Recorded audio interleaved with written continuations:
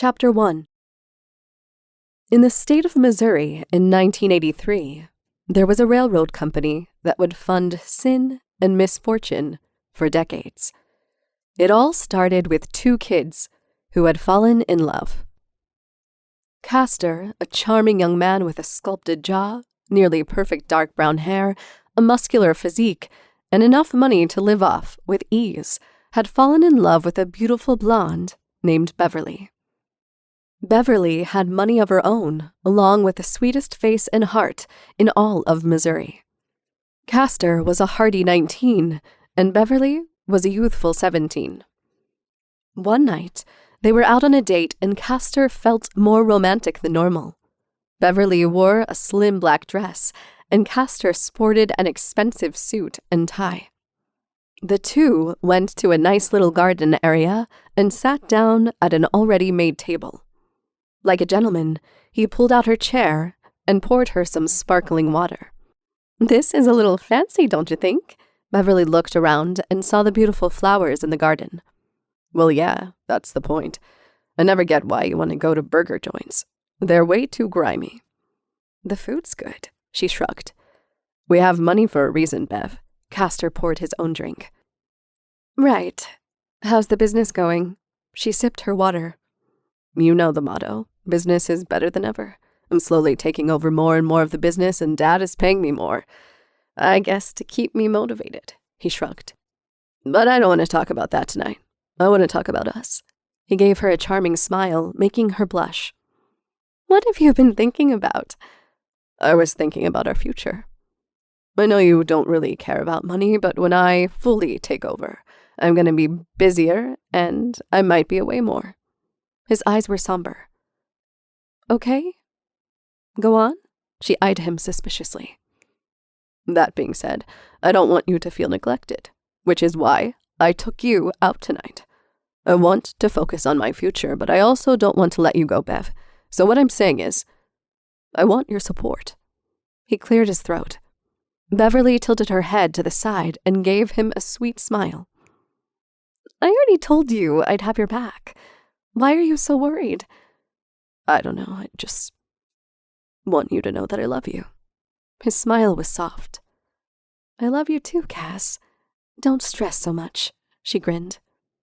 The two enjoyed their dinner and went back to Castor's family's pool house. From there, the two quietly made love before passing out for the night. No one's parents would question what they did that night, until 3 weeks later. Beverly was sitting in the kitchen while her mother made breakfast. At the table, Beverly was looking at pamphlets and magazines of different colleges she wanted to go to. "I still think NC State would be the best vet school, but Denver Tech is looking promising," Beverly sighed. "I still think studying to be a vet is a waste. We have the money to send you to a great school. You could easily be a great business major and help out at my office," said Sarah. "NC State does have an amazing business department," Beverly teased. "NC State? It is then," Sarah grinned. She placed a plate of eggs and bacon in front of Beverly, and her daughter was suddenly sickened by the smell. She ran to the nearest bathroom and vomited immediately. Sarah ran after her and checked her temperature. "You were just fine. What happened?" she asked. "I don't know. I looked at the eggs and the smell just made me really sick." Sarah paused for a moment before she grabbed her daughter and the keys to the car. "Where are we going?" Beverly stumbled. "To the doctor," Sarah snapped. The doctor later confirmed Sarah's suspicions, and the next step was the Belleveaus residence. When she arrived, she pulled her daughter out of the car, dragging her up to their doorstep. Her heels were clicking ferociously on the pavement as Beverly stumbled in her flats. "Mom, please calm down." Beverly tried to gain some footing, but her mother's grip was too strong. "Calm down. I'll be calm when he takes responsibility," she hissed. She went up to the door and banged on the white, clean paint as hard as she could with her fist. The maid was the first to open the door, and Sarah pushed right past her. The manor held a spiral staircase to the right and a seating area with a fireplace to the left. Down one hallway was the kitchen, and another led to a study. Sarah peeked into the rooms while the maid tried to step in front of her. "Thomas and Mary Belleveau, get the hell down here this instant," she shouted. Beverly tried to put her hand on Sarah's shoulder, but was shaken off. Castor was the first to come down the stairs and was cautious as Sarah's eyes fell on him with great anger. "Miss Holliday, this is a surprise," he said carefully. He looked behind her to see Beverly in tears and was slowly getting the idea. "Bev, what's going on?" "Cass, Beverly tried to speak, but his parents came out, quickly interrupting her. "Sarah, is there a reason you're barging into our house, uninvited at the moment?" Castor's father was stern. His mother stayed behind him, but was looking just as annoyed. "I have a damn good reason. Your son knocked up my daughter." Sarah gritted her teeth. Beverly watched as Castor's eyes went wide, and she let her eyes fall to the floor. "We should talk in the living area," said Mary. The five moved to the living area, and everyone sat down cautiously, as if the next move would have eaten them alive. "Well?" Sarah raised a brow. She sat next to Beverly while Castor sat across from them. "Well, what?" Mary narrowed her eyes. "Is your son going to do the right thing, or do I need to pay a tabloid for persuasion?" said Sarah. "How do we know it's his? I'm not saying that Beverly gets around, but—" "Don't you fucking finish that sentence," Sarah glared. "That's enough. I'm gonna put my foot down, and what I say will be final," Thomas cut in. He turned to Castor, and his son knew his fate would be sealed. "You and Beverly are going to marry this Saturday. We don't need this kind of publicity, and Beverly seems like she would be a great mother. It will do you good as well to settle down and get more focused on your future. Understood?" He looked deeply at Castor. Castor nodded his head without a word, and his father gave him a content smile. His mother opened her mouth to say something, but Thomas quickly put a hand up to silence her. "Thank you, Thomas. Now I think it's a good idea that we leave these lovebirds alone to plan their future." Sarah smiled in satisfaction. She stood up, and the Belleveaus followed her, lightly mumbling about the costs. As soon as they were out of earshot, Castor quickly sat next to Beverly with fear in his eyes. "Do you really want to do this?" he asked. "We don't exactly have a choice, Cass." Beverly shook her head. "I mean, we could." "I'm not getting rid of it. Jesus, how could you even think that?" "I don't know, I'm just panicking. Do you really think we can raise a kid?" "Yes, I really do. I just thought you'd have more faith in us." She kept her eyes down, instinctively touching her stomach. "I do, Bev. Just know that this is really scary for me. But we were already talking about a future, so maybe this is just the start." Castor smiled. He caressed her face and kissed her lips gently. "So, Beverly Holliday, will you marry me?" He smiled. Beverly's eyes filled with tears as she nodded, and he kissed her again. Longer this time. The day the wedding arrived, Beverly sat in front of a mirror while Sarah did her hair.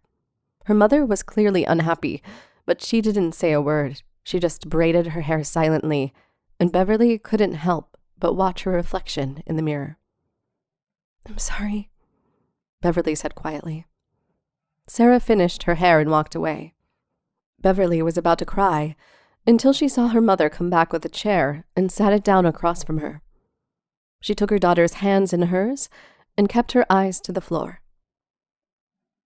"This is really hard for me.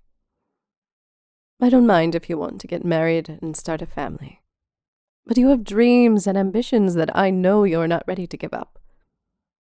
I will support whatever you choose, but understand that this is difficult to say the least," she said, pushing a strand of hair away from her daughter's face. Beverly nodded and began to cry. There was a lot she was wanting to do. She wanted to go to school, meet new people, even travel. But something inside her told her that it would never be too late to pursue those dreams, and that she already loved the being that grew inside of her. So she put her hand to her stomach and held her head high. While she reconciled with her feelings, Thomas was speaking firmly with Castor in a separate room. "I can't say that your mother and I are not disappointed in you," said Thomas, straightening his son's bow tie. It's not like I meant to get her pregnant. Castor's brow furrowed. Are you sure the baby's yours? Thomas gave him an inquisitive look. Yes, I'm sure, he sighed. Thomas turned away from him. There is a part of me that wants to drop you as my protege. Having a baby out of wedlock is a big disgrace to the Belleveau name, and if Sarah Holiday didn't have her status, then this would have been easier to let go. Lucky for you, a publicist convinced me that our reputation can be saved if you hold on to this woman. We can spin you as a family man, and you will uphold that image. Thomas turned to Castor, who in turn had a slight fear in his eyes. He walked up to him and put a hand on his son's shoulder. You will not disappoint me. If you maintain this image, then I will let you keep the company. He walked out the door as Castor fought not to break the mirror in front of him. The feeling of being caved in was slowly crushing him as he took his place at the altar. Maybe he could get away, take what money he had and just slip away. He could start his own business and be a free man without the start of a family holding him back. His mind was running through every option he could think of until he saw Beverly walk down the aisle. Beverly wore a slim white gown that showed off her figure. She was still in the early stages of pregnancy, so a bump wasn't well noticed. Her hair was curled and fell down on her shoulders in ribbons, and she wore light makeup. Castor was almost mesmerized by his bride-to-be, and at that moment, any thoughts of running away faded. When the wedding was over, Sarah and the Belleveaus argued about where the newlywed couple would even live, and it was very quickly decided that Castor's mother Mary would give them their house, and they would move so that she wouldn't be involved in her son's life. She didn't approve of the wedding from the start, and was not about to try and sympathize with a girl who had ruined her son's life. At least, that's how it worked in her eyes. Castor did just as his father demanded, and flaunted the family man image. And when Thomas passed away, Castor was given the company from his father's will. When Castor took over the company, Beverly would give birth to a beautiful daughter named Diana. Chapter 2. Castor Belleveau, son of the well-known railroad's owner, Thomas Belleveau, has taken over his father's company. Castor Belleveau is handsome and in charge. The family man has taken over. Thomas Belleveau has passed away. Can his son take the mantle? Or will the company fall? I'm home, Castor called out, walking through the door. As he came in, he went straight to the living room where his wife held their infant daughter. She was quietly rocking her as the TV was kept on a low volume. Hey, how was your day? She asked, pecking him on the cheek when he leaned down. It wasn't bad. Henry was wanting to pull out of a partnership today, so I had to put my foot down with him. Castor shrugged. He was already pulling off his tie and heading upstairs for a shower. The baby began to cry a little louder as Beverly stood up, and she sweetly shushed her. She went upstairs and laid the baby in her cradle, and then walked across the hall to their room. She sat patiently on the bed until Castor came out of the shower with a towel wrapped around his waist. As he shut the door, Beverly quietly blushed, and her husband noticed. Like what you see? He cracked a smile. I always do, she giggled. He leaned down and kissed her gently this time, and was elated to feel that warmth from her. When he pulled away, she looked down at the floor with a big smile on her face. Castor got dressed and laid on the bed, letting out a heavy breath. Beverly laid down next to him, and he put his arm around her, pulling her in close. It's been a while since we've laid in bed like this, Beverly whispered. Yeah, Castor said slowly. Beverly looked up at him and noticed his expression went from relaxed to weary. What is it? Beverly sighed. We have some possible new clients wanting to work with us, so I'll be coming home much later at night. Castor exhaled. Beverly sat in silence for a moment and then shrugged. Okay, she smiled. Okay. Yep. She kissed his cheek and got up from the bed. Bibi. He took Beverly's hand, and she turned to see concern fill his eyes. Are you really sure? Yes, Cass. I said I would support you. And besides, I'm not alone. I've got our beautiful daughter to look after. I'll be okay. She nodded. Castor let her go, and she went to check on Diana. As she left the room, Cass grinned and laid back, waiting to be called down for dinner. He came down to join Beverly at the table, but the need to get out was calling his name, and he had already decided that he would meet his friends at their favorite hangout once finished. Later in the evening, Castor entered the country club Socialite and was quickly greeted by his partners. "Castor, how's the wife and kid?" Henry slapped him on the back. He was an older gentleman, but he was still considered young by his peers. His other partner, Peter, was also by his side and was slightly older than Henry. "Doing fine, Hank. The wife is smiling and the kid is growing faster than your wife's nails," Castor smirked. "Before or after she gets them done," Peter chuckled. The men laughed hard and were soon greeted by beautiful women who escorted them to a private room. In this room, Castor and his partners drank as the women refilled their glasses. Sometimes they would have the women sit with them and talk to them, making comments about their appearance. For weeks, Castor stumbled through the door late at night, sometimes waking his family. Beverly grew more and more concerned as her husband came home later and later. "I hope he's okay," she thought to herself. "Maybe this meeting was more important," she shrugged. Overall, her days were fairly quiet. She took care of the baby. Even when their child screamed, she was there to quickly soothe whatever needs the baby had, staying by her side constantly unless she was sleeping in her crib. While she sat at home, her mother would visit frequently to check on her. Sometimes she would sit with Beverly and just talk about her day. Other times, she would watch over Diana so Beverly could get some sleep. Castor didn't mind her presence so much, but he wasn't necessarily thrilled to have someone hostile towards him in his own home. If they ever crossed paths, Sarah was very quick to critique him about his parenting. "I notice you don't hold your daughter whenever you come home," said Sarah, passive-aggressively. Everyone was at the kitchen table eating dinner. Beverly was trying to feed Diana and let out a heavy sigh as this was a tired argument. "I notice you're coming around here a lot more often, uninvited," Castor remarked. "Only because my daughter isn't getting the necessary help she needs in taking care of your child," Sarah hissed. "Mom, please," Beverly shot her mother a look. "I'm just saying that it wouldn't hurt for him to give your daughter a little more attention." "That's because I'm busy running a company so she can have everything she wants and needs," Castor glared. "Don't give me that.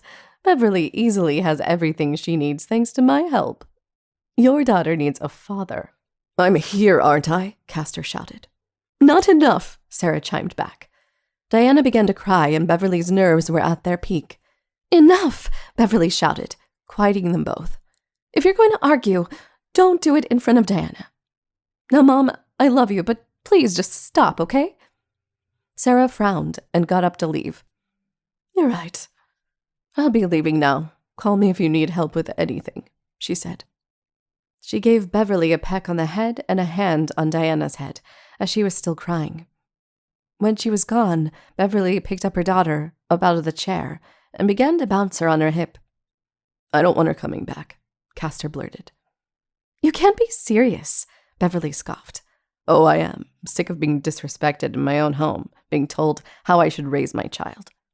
"Well, maybe she has a point. When was the last time you actually held her?" "Don't you fucking start," Castor hissed. Beverly didn't back down.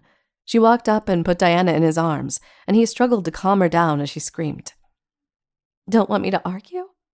Then you fucking calm her down," Beverly smirked.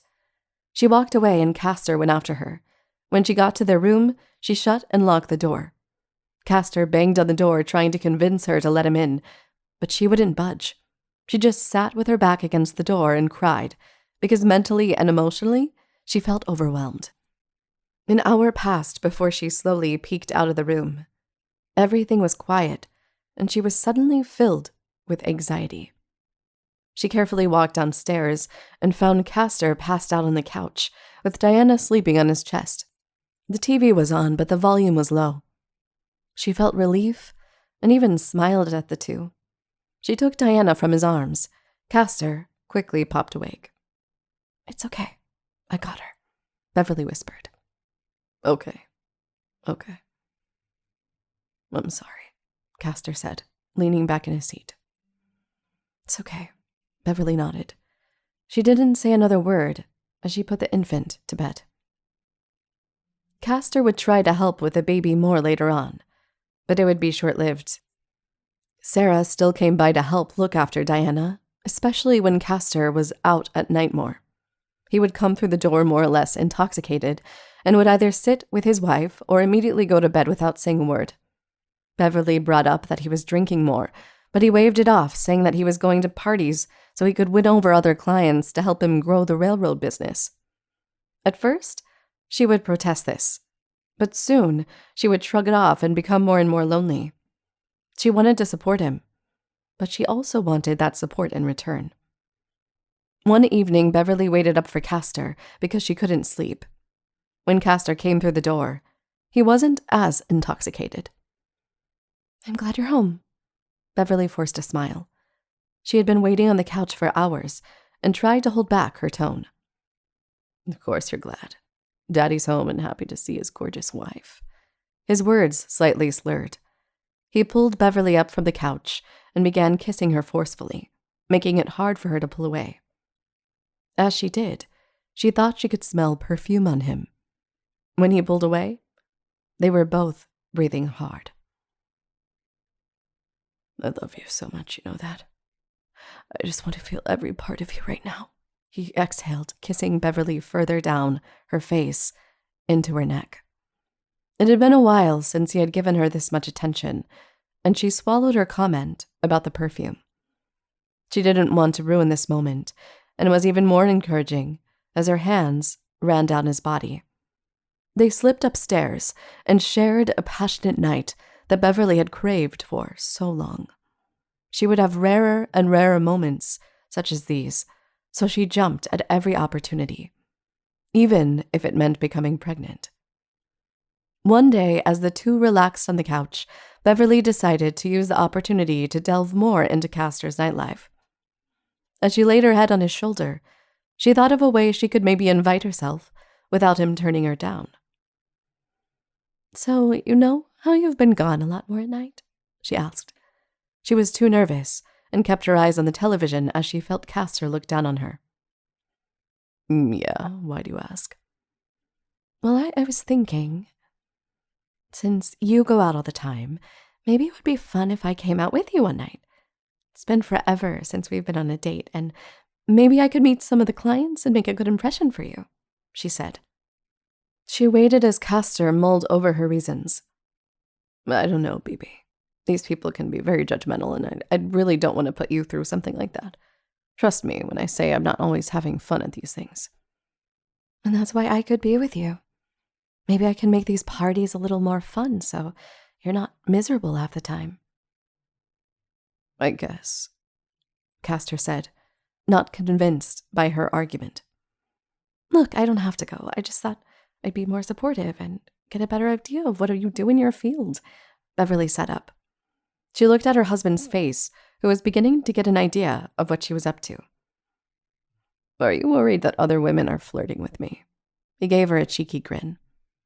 Actually, yeah, I am. And overall, I just want to see what you do during the night. Sue me.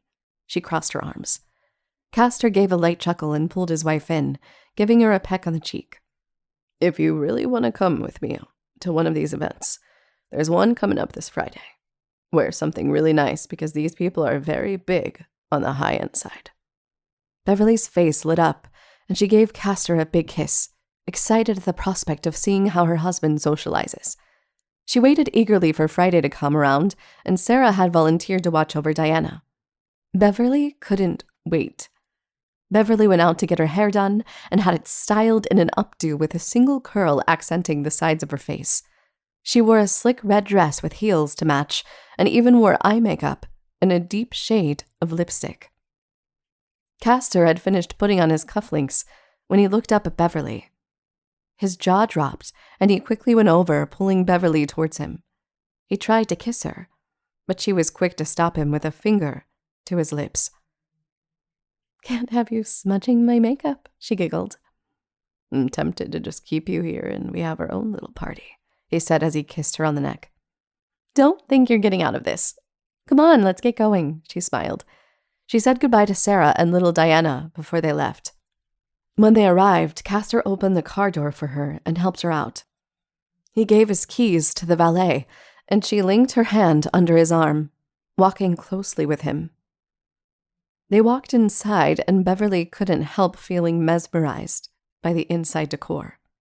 The lighting made everything illuminate as though it was gold, and tables with candlelight were set with expensive-looking plates, which were positioned neatly on the sides. Guests were dressed in designer clothing, and a band was playing soft classical music, adding to the romantic ambiance. Beverly could only marvel for a little bit as Castor was instantly greeted by many people, almost as if he was drawing a crowd. Castor, I was worried you weren't going to make it. And who is this beautiful woman on your arm? One of the gentlemen chimed. This is my beautiful wife, Beverly, he said, giving her a sweet look as he introduced her. Some of the men and women cooed as she gave a light wave. She couldn't help but notice that some of the women who were crowding them were staring daggers at her. She quickly gave her husband a peck on the cheek, which resulted in some of the women walking away. Sweetheart, could you get us drinks while I talk to Mr. Donovan about the stock market? Castor asked. Absolutely, darling. She walked several steps away from her husband, and he was instantly swarmed again by the other women. Beverly looked back and couldn't help but feel her blood boil. She tried to maintain her poise and dignity as she crossed the room to the drinks table when one of the women from earlier slid next to her. She had short black hair and wore a dark blue gown. He really is charming, isn't he? She said to her. Beverly ignored her as she ordered a drink and waited almost impatiently. You really are lucky to have such a handsome man. A lot of people didn't even know he was married until tonight. Well, you ladies certainly have an eye for fashion, so I would have imagined that you all would be a bit more observant and had seen the ring on his finger. Beverly answered her blankly. That's just it. He never wore one before tonight. So are you two newly wedded?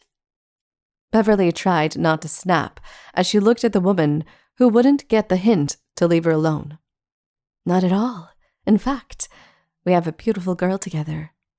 Is there a reason you're pestering me so much? She asked. I'm just a curious woman.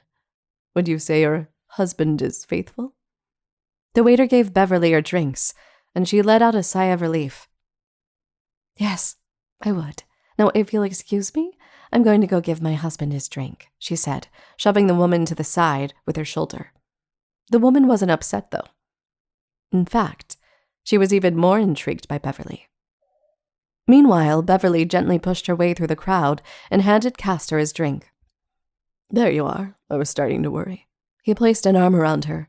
She took a big swig of her drink, then glanced at Castor's hand and noticed he wasn't wearing his ring. She was beginning to struggle to hide her displeasure. So how long have you two been together? One of the women asked.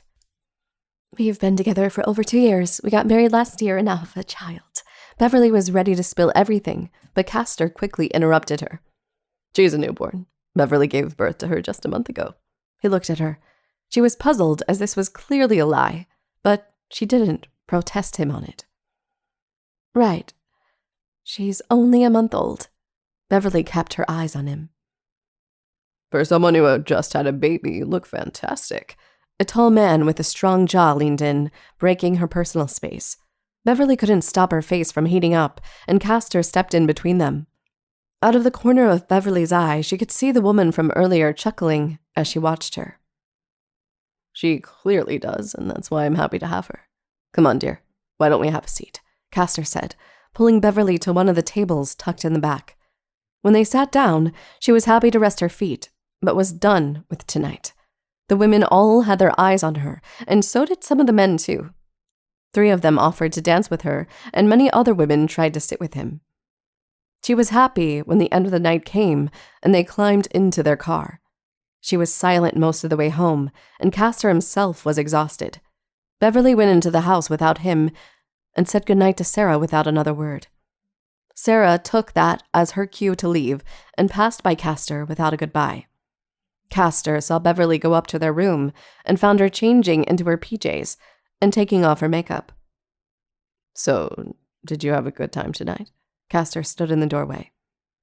"Does it look like I did?" she asked, giving him a deep look of irritation. "I told you it wouldn't be much fun." "No, Cass. It could have been fun. It could have been a wonderful night, but unfortunately, your head seemed to be up your ass, along with every other girl who wants to sleep with you. But apparently, it wasn't deep enough because you didn't seem to find your ring there."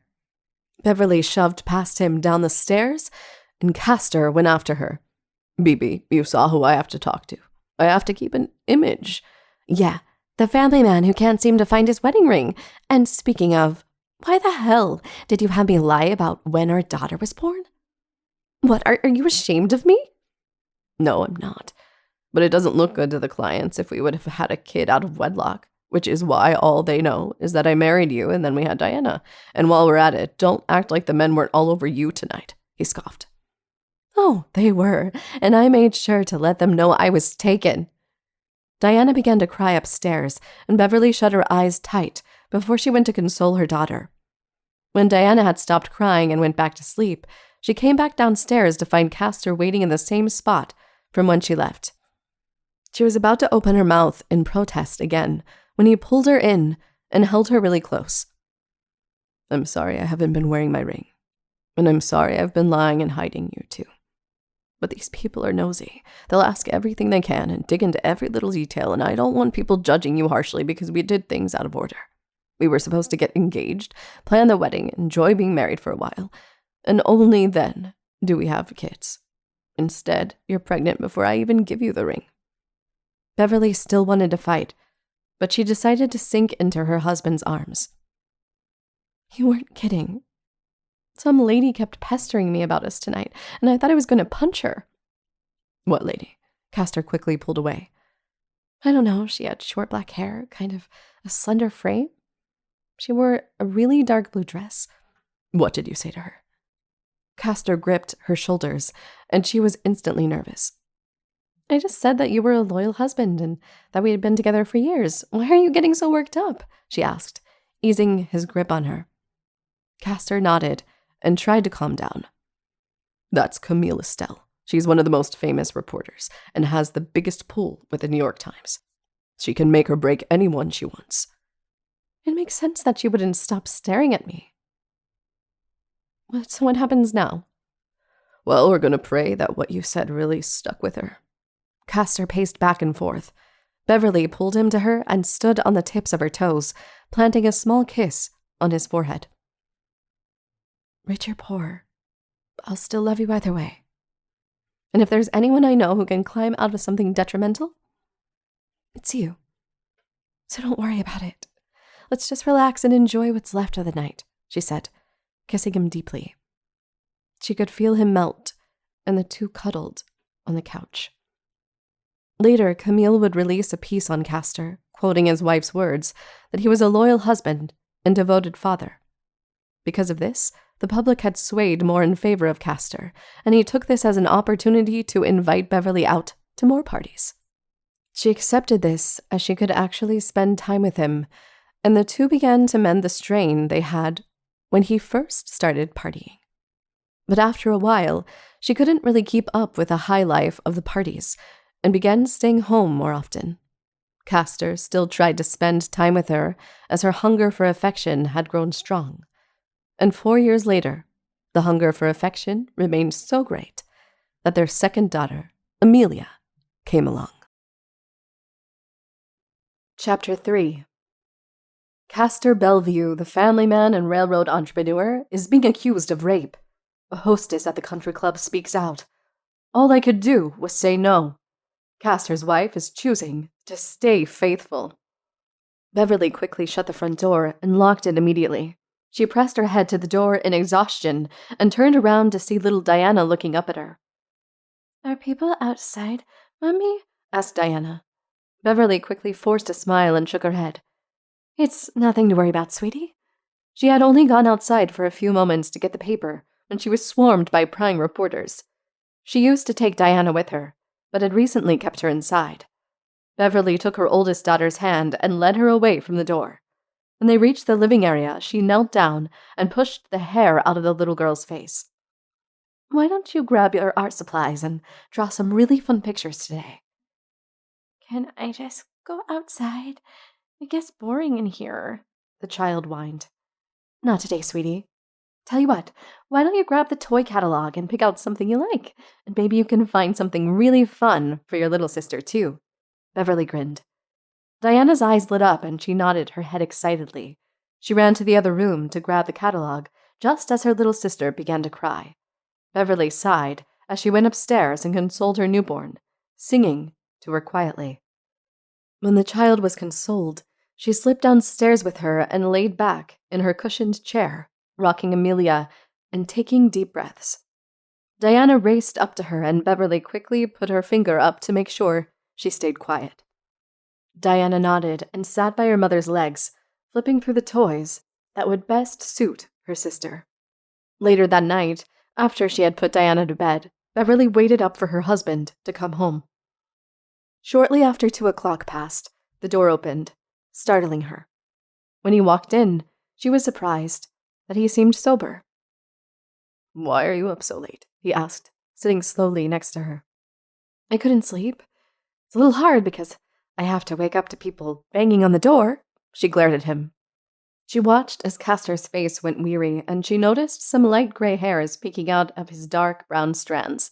He tried to touch her face, but she shook her head, indicating that she was still very angry. "Where were you tonight?" she asked, keeping her eyes away from him. "I was down at the station, getting railed by some detective. I think his name was Castanos. Either way, he finally let me go, so here I am." Castor gave his wife a soft smile, but when she still refused to look at him, he began losing patience. "What do you want me to say, baby?" he huffed. "Did you rape her?" she blurted. She locked her eyes with his and watched as they went wide. The air went cold and a silence fell between them. Their gaze wouldn't break as she waited for what felt like an eternity.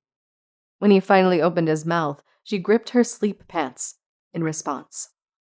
"No, I didn't," he answered confidently. He never strayed away from her look, but she still didn't truly believe him. Castor got up and went to kneel in front of her, taking her hand. "Bibi, I swear on my life that I didn't. I need you to believe me." "Fine." Beverly's voice was harsh. "Then you better end this fast so your daughters can go outside. It's not right that they're having to suffer for this." "And I will.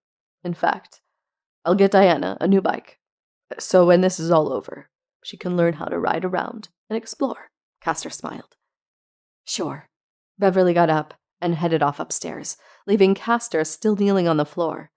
As she lay down in bed, she ran back through the words her husband said with great sincerity. "If he says he didn't, then I'll believe him," she thought. She finally drifted off to sleep as Castor stayed up and poured himself a drink. The next morning, he sat in his office going through expense reports as his partners came in and sat down in front of him. Castor peeked up and pushed his paperwork aside. "How's everything going?" asked Peter. "Fine. Is there something I can help you with?" Castor's voice was rougher than he realized. "We just want to go over your defense before your lawyer gets here. That way, we save you time with that meeting." Henry chimed in. "Okay, go ahead." Castor sighed, leaning back in his chair. "Did you know the defendant personally?" asked Peter. "I did that night," Castor smirked. His partners rolled their eyes and tried to hide a laugh. "Focus, Belleveau," Henry scolded. "Fine, all right. No, she was just some girl who was drinking too much. She tried to make a move on me, but I declined. I have a loving wife at home." "Not bad. But maybe don't sound so rehearsed for the judges." Peter nodded. "I got it. Don't worry so much." Castor waved at them. "I just gotta play the family man angle and everyone will swoon." "Well, if you're that confident, we'll leave you to it. We hired you a really successful legal team, so I guess you can breathe a little easier." Henry shrugged. The partners took their leave and Castor went back to his reports. He kept recalling the events of that night over in the back of his mind and scoffed at the idea that she could win a case like this. Castor won the case easily, arguing that she was just looking for a way to get easy money. His partners took him to Socialite to celebrate his win, and the men sat in their normal booth, laughing at the trial. "She really thought she could beat us," Peter said. "Maybe, next time, she should watch her alcohol." Henry nudged Castor, who was gulping down his drink. Castor looked around as the nightclub grew more lively and the music blared louder. Out of the corner of his eye, he saw a woman beginning to stumble towards the exit and got up to open the door for her. They left together, and he returned an hour later. The girl wouldn't make it home until the next morning, not remembering how she got outside, or why her clothes were ripped. When Sarah found out about the news, she became even more wary of Castor's actions.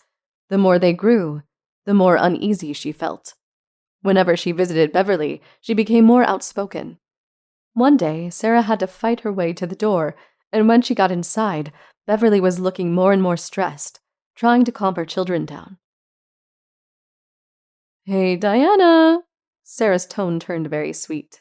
Diana saw her and immediately lit up with joy. She ran up to her grandmother, who picked her up instantly. With one kid down, Beverly was able to soothe Amelia.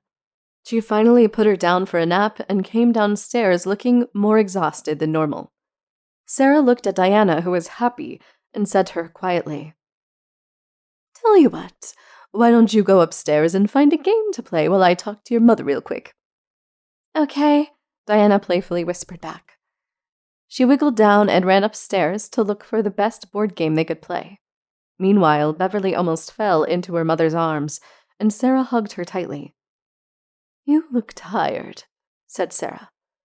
Beverly began to cry into her mother's shoulder. "It's been so much. I can barely go outside, and Diana has to stay holed up in here, and then I'm trying to take care of Amelia." Beverly was almost wheezing now. "It's okay." Sarah shushed her down. She began to rub her hair as Beverly gripped her clothes, as though she was a small child herself. Diana was about to run downstairs when she saw her mother crying from up top.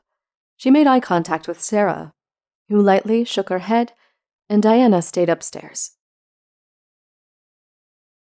"Tell you what, why don't I take Diana for the night? Give you a little more peace of mind? I can bring her back tomorrow afternoon, and you can get some much-needed rest," Sarah whispered. "Yeah, okay," Beverly sniffed. When she finally let go, Sarah wiped her tears away and kissed her head. She then went up to Diana's room and helped pack her bag. "Is Mommy okay?" asked Diana. "She's okay. She's just a little tired, so we're going to go have fun at my house while she gets some sleep," Sarah smiled. "Okay." Diana looked at the floor. She followed Sarah down the stairs and ran to Beverly, who was laid back on the couch. "Get some rest, Mommy," Diana grinned. She gave her mother a really big hug, and Beverly smiled for the first time today. Sarah was tucking Diana into bed after a hectic day playing one of the many board games Diana enjoyed. The little girl looked up at Sarah and said, "Granny, is Mommy okay?" Sarah deeply exhaled as she sat on the edge of the bed. "Why do you ask, sweetheart?" "She was really sad earlier. She's actually been sad a lot, and she doesn't let us go outside. Is she mad at us?" Diana's eyes were sad and almost filled with tears. "No, you're not in trouble at all. She's just really tired." Sarah patted her head. "Are we in danger? Everyone keeps following us around." "No, sweetie, something just... There was..." Sarah was struggling to find the right words. If she could tell her the truth without any backlash, she would do it in a heartbeat. But she was also too young to know what her father was being accused of. She thought for a moment and then settled on what she thought would be the best explanation.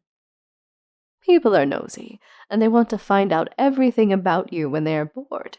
Your mother wants you to keep your secrets, so she protects you from those nosy people." "Like a guardian?" Diana said excitedly. "Exactly," Sarah grinned. "Now get some sleep." Sarah closed the door behind her and sat in her bedroom. The more she thought about the situation, the more she wondered if they should be anywhere near the house. She came back to Beverly the next day and noticed her daughter looked more rested than before. "You look so much better," she smiled. Diana ran past her and almost tackled Beverly. "Thank you, Mommy." Diana looked up at Beverly. For what, sweetie?" "For being my guardian," she giggled, then ran off to the bedroom, and Beverly gave her mother a puzzled look. "She was asking about the reporters. I told her that you were protecting her, so she wouldn't find out the truth." Sarah frowned. "Ah, I see." Beverly nodded. "Hey, maybe Diana could stay with me for the summer, at least until things settle down here." Beverly locked eyes with her mother and knew it was more than just a kind gesture. "Do you think I can't handle what's going on around here?" "You're clearly stressed from all of this, and your husband isn't exactly making it easier." "I really don't want to hear this right now." Beverly turned her back. "What? That your husband is being accused of raping another poor girl? Or the fact that he's still coming home late and partying while you pick yourself up? That's the shit you don't want to hear?" Sarah tried hard to contain her voice. "Mom, this is really not the time. Why are you still with him? Shit like this doesn't go away, Beverly. This is going to follow them into their lives unless you distance yourselves. I'm not saying you're a bad mother. I'm just asking you to let me take care of Diana for one summer until this stuff settles down, okay?" Beverly thought for a moment, and then she caved.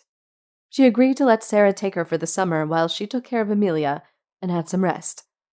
Of course, she would go over to Sarah's because she missed her daughter so much. The decision was not one she would regret when Detective Richard Castanos came to the door one day, wanting to speak to her. "Morning, Mrs. Belleveau. I was wondering if you had a moment," he said. Beverly saw the badge on his hip, and her body tensed. "What do you want?" "I was wondering if you could tell me about your husband's whereabouts a few months ago in the 3rd week of August." "He was probably working. He tends to work a lot." Beverly crossed her arms. "Does he come home late often?" He raised a brow. "Sometimes, but sometimes he's home right after work. Is this going to take long? I have to check on my daughter." She looked at the floor. "Just a few more questions, and I promise I'll be on my way." He gave her a friendly smile. "Have you noticed any irregular behavior? Any signs of infidelity?" "No, everything is normal," she said. "I see. Listen, you don't have to protect him. If he's threatening you or pushing you to lie, just know that you don't have to go along with it," he said, his eyes full of concern. "I appreciate that, but like I said, nothing has been out of the ordinary aside from the great number of reporters. Now, if you'll excuse me, I need to go and check on my daughter." Beverly glared. The detective studied her face before he finally accepted her warning to leave. "I understand, but if anything changes, please call," he said, handing her a business card. She took it and quickly shut the door. She didn't mention the detective's visit when Castor came home. Instead, she immediately hugged him. Wrapping her arms around his shoulders, she pressed her face to his chest, seeing if she could find the scent of another woman on him, and to her relief, nothing was there. "Bibi, are you okay?" Castor asked, wrapping his arms around her waist. It's just been a really rough year, and I just needed a hug," she said, getting a close look at his face. He caressed her face and gave her a deep kiss. "It really has been rough, and I'm sorry I haven't been there for you as much as I could have. But hey, the case might be over soon, so just be a little more patient, okay?" Beverly was hesitantly optimistic and leaned on Castor for a while longer, and he didn't protest. This next case would soon end as he said, and he and his partners would win easily. The woman who accused them would be labeled by the public as someone trying to get money out of the loyal family man. Beverly thought that she could maybe breathe again. 6 years passed as Castor's company grew even larger and more successful. He and his partners were now redecorating their offices from the ground up with brand new shelves, awards for their successes, and matching U-shaped desks. That success didn't come without tribulation, as Detective Castanos was already right behind him. He visited the railroad tycoon at work, and unfortunately had become very familiar with the man. Castanos, I'm surprised you're not making a house call this time, Castor chuckled. No need to bother the wife and kids when you put them through enough hell, the detective grimaced. So what can I help you with today? Same deal as always. Women are accusing you of rape, and I have a feeling that once I find enough evidence, I'll put your ass away for life. But you don't have any evidence, which is why you're wasting my time, I'm guessing. Castor raised a brow. I was thinking I could search your desk. Got a warrant? Right here. Castanos smirked. He pulled the paper out and slammed it on his desk. Castor looked at it with dismay and moved away from the desk. Castanos began to look through the drawers one by one, carefully sifting through documents for anything that could be considered illegal, and was frustrated when nothing could be found. Give up? If so, I hope you have a wonderful day, as I do have to get some work done. Castanos pinned Castor against a shelf, knocking over some books. This is a Dover Belleveau. Mark my words, if I even find a single piece of paper with your prints on it, I will nail your ass so hard that you'll never crawl out of the hellscape you came from. He gritted his teeth. He released Castor's collar and stormed off. Castor picked up the books as he laughed at the detective's failure. It's a shame. You never will, he muttered. The high life was on the rise as Castor began to party day and night. Whenever he came home to his wife, she either smelled alcohol or perfume on him. Sometimes both, but she never questioned it. Part of her was worried about what the answer might be. The only thing she did question was if she could have a career of her own. She was beginning to look at schools again, only this time closer to home. On one of Castor's days off, she sat with him on the back patio and thought of a way to bring it up.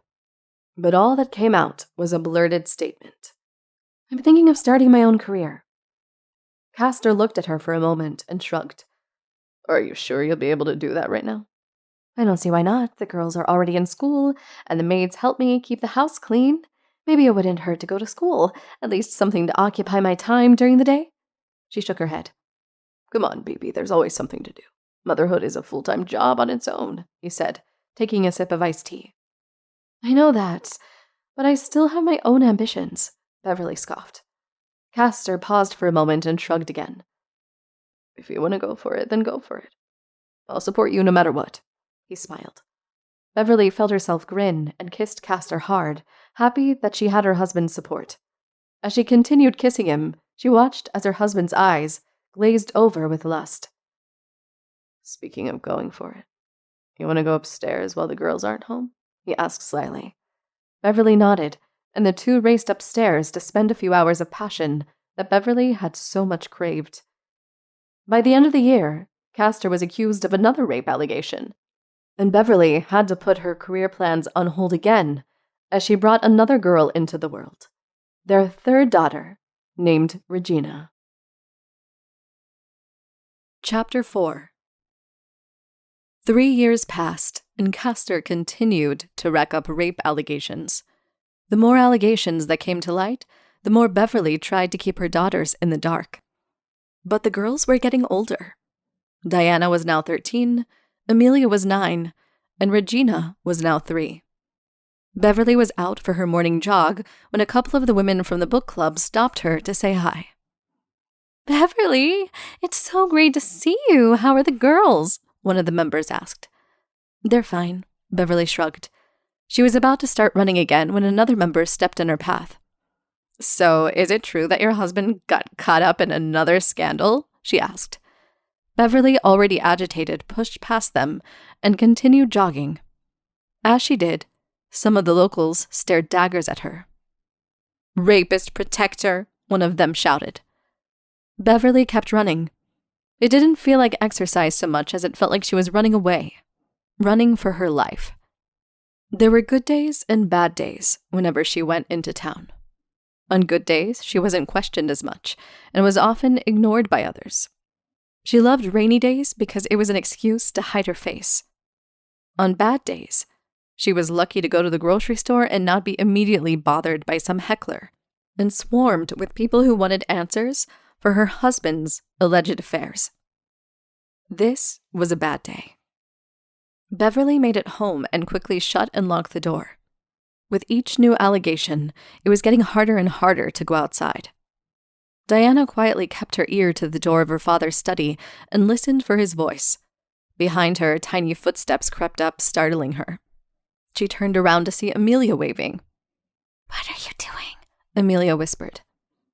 "I'm trying to listen to what Dad is saying." "No, go away before Mom catches us," Diana hissed, gesturing to her to leave.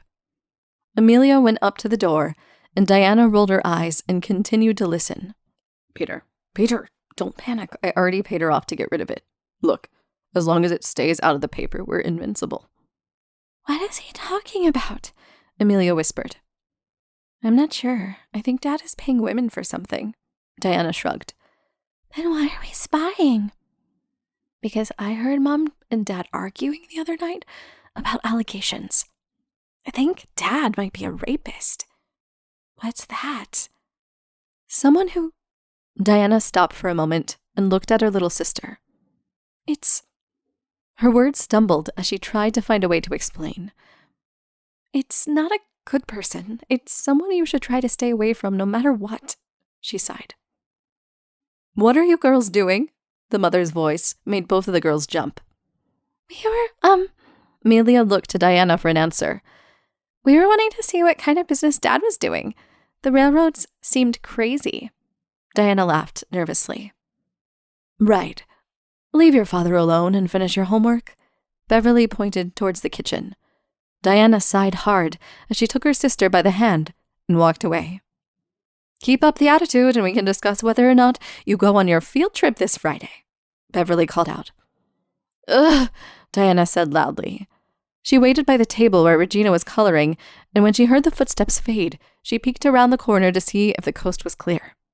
Unlike before, the door to her father's study was cracked open, and she carefully went back up to the door, looking inside. She watched as her mother paced back and forth, and her father leaned back in his chair. "So, how's Peter doing?" her mother asked. "He's fine. Is there something wrong, love?" "Some of the girls at the park were talking to me about you." "Oh?" "Yeah. Some said you were friendly, and then some said that maybe you've been a little too friendly with them at socialite." She crossed her arms. "They could be lying. I mean, you have a family with one of the richest men in the state." Her father chuckled, but her mother was not amused. "I'm serious, Cass. The shit they're saying about you is more than concerning. We've already been through this once, and there are still people trying to accuse you of these things. What will your daughters think if they hear their father is an accused rapist?" "You know that I'm not. And why are you letting them get to you?" he asked. He stood from his chair and walked around his desk, putting his hands gently on her waist. "Because I don't know if you've noticed, but people's voices seem to be getting louder. Women and mothers are giving me looks whenever we show our faces outside of the house. And when the girls are asking me why they look at us that way, I have to lie, and She stopped. Tears began to stream down her face, and her father gently pulled her mother close. "It's okay. Look, I'm having my team handle these allegations. You know I didn't do these things, and I have a team working around the clock to clear my name. If you need to, I can have one of the maids take the girls to school, or we can get them a private tutor until everything blows over." "And what if it doesn't, Cass?" she glared. "It will. I'll make sure of it." His face was grim. Diana stepped away from the door and snuck back into the kitchen, pulling her homework out of her bag. "So what were they talking about? Is Dad really evil?" Amelia asked. "Daddy is evil?" Regina stopped coloring, but Diana quickly shook her head. No, shut up, you two. Everything is fine," Diana said. She sat down and began her homework, and her sisters did as they were told. An hour later, there was a knock on the door, and Diana went to answer it. When she did, a man looking to be in his late 20s looked down at her in surprise. She quickly noticed the badge hanging on his belt and hid a little more behind the door. Hi. Are your parents home? He asked nervously. Diana stared at him for a while until she spoke. Are you a cop? Well, technically, I'm a detective. No one is in trouble. I was just wondering if I could speak to your father. He gave a friendly smile. Diana looked back at her sisters, who in turn were watching her. Sure, but you have to tell me your name so we're not strangers. You got it, kid. My name is Richard Castanos, he said. He took out his badge and gave it to her. Diana looked at it and gave it back. She nodded and opened the door, letting him enter. So what's your name? He asked. Diana, she answered. Diana, I have a little girl about your age, he chuckled. Diana led him to the study, while her sisters watched quietly. Castanos took notice and gave an awkward wave. When they reached the study, Diana knocked on the door and waited. Beverly opened the door and gasped when she saw the detective. Hey, Mrs. Belleveau. Is your husband in there? Castanos raised a brow. Who let you in, Richard? Beverly crossed her arms. Castanos looked down at Diana and noticed others peeking around a corner. The door was open, so I just wanted to make sure everything was okay. Again, your husband? Beverly let him in and walked past him with a heavy sigh. They never met on the best of terms, and this visit was just another one for the books. He cleared his throat and went inside, shutting the door behind him. Diana frowned since her mother would now be roaming, which means she couldn't sneak up to the door. She quickly took her place at the kitchen table and pretended to do homework. When the meeting was over, she watched as the detective headed for the door. She hopped out of her seat and escorted him out. Before he left, he stopped at the door and looked down on her.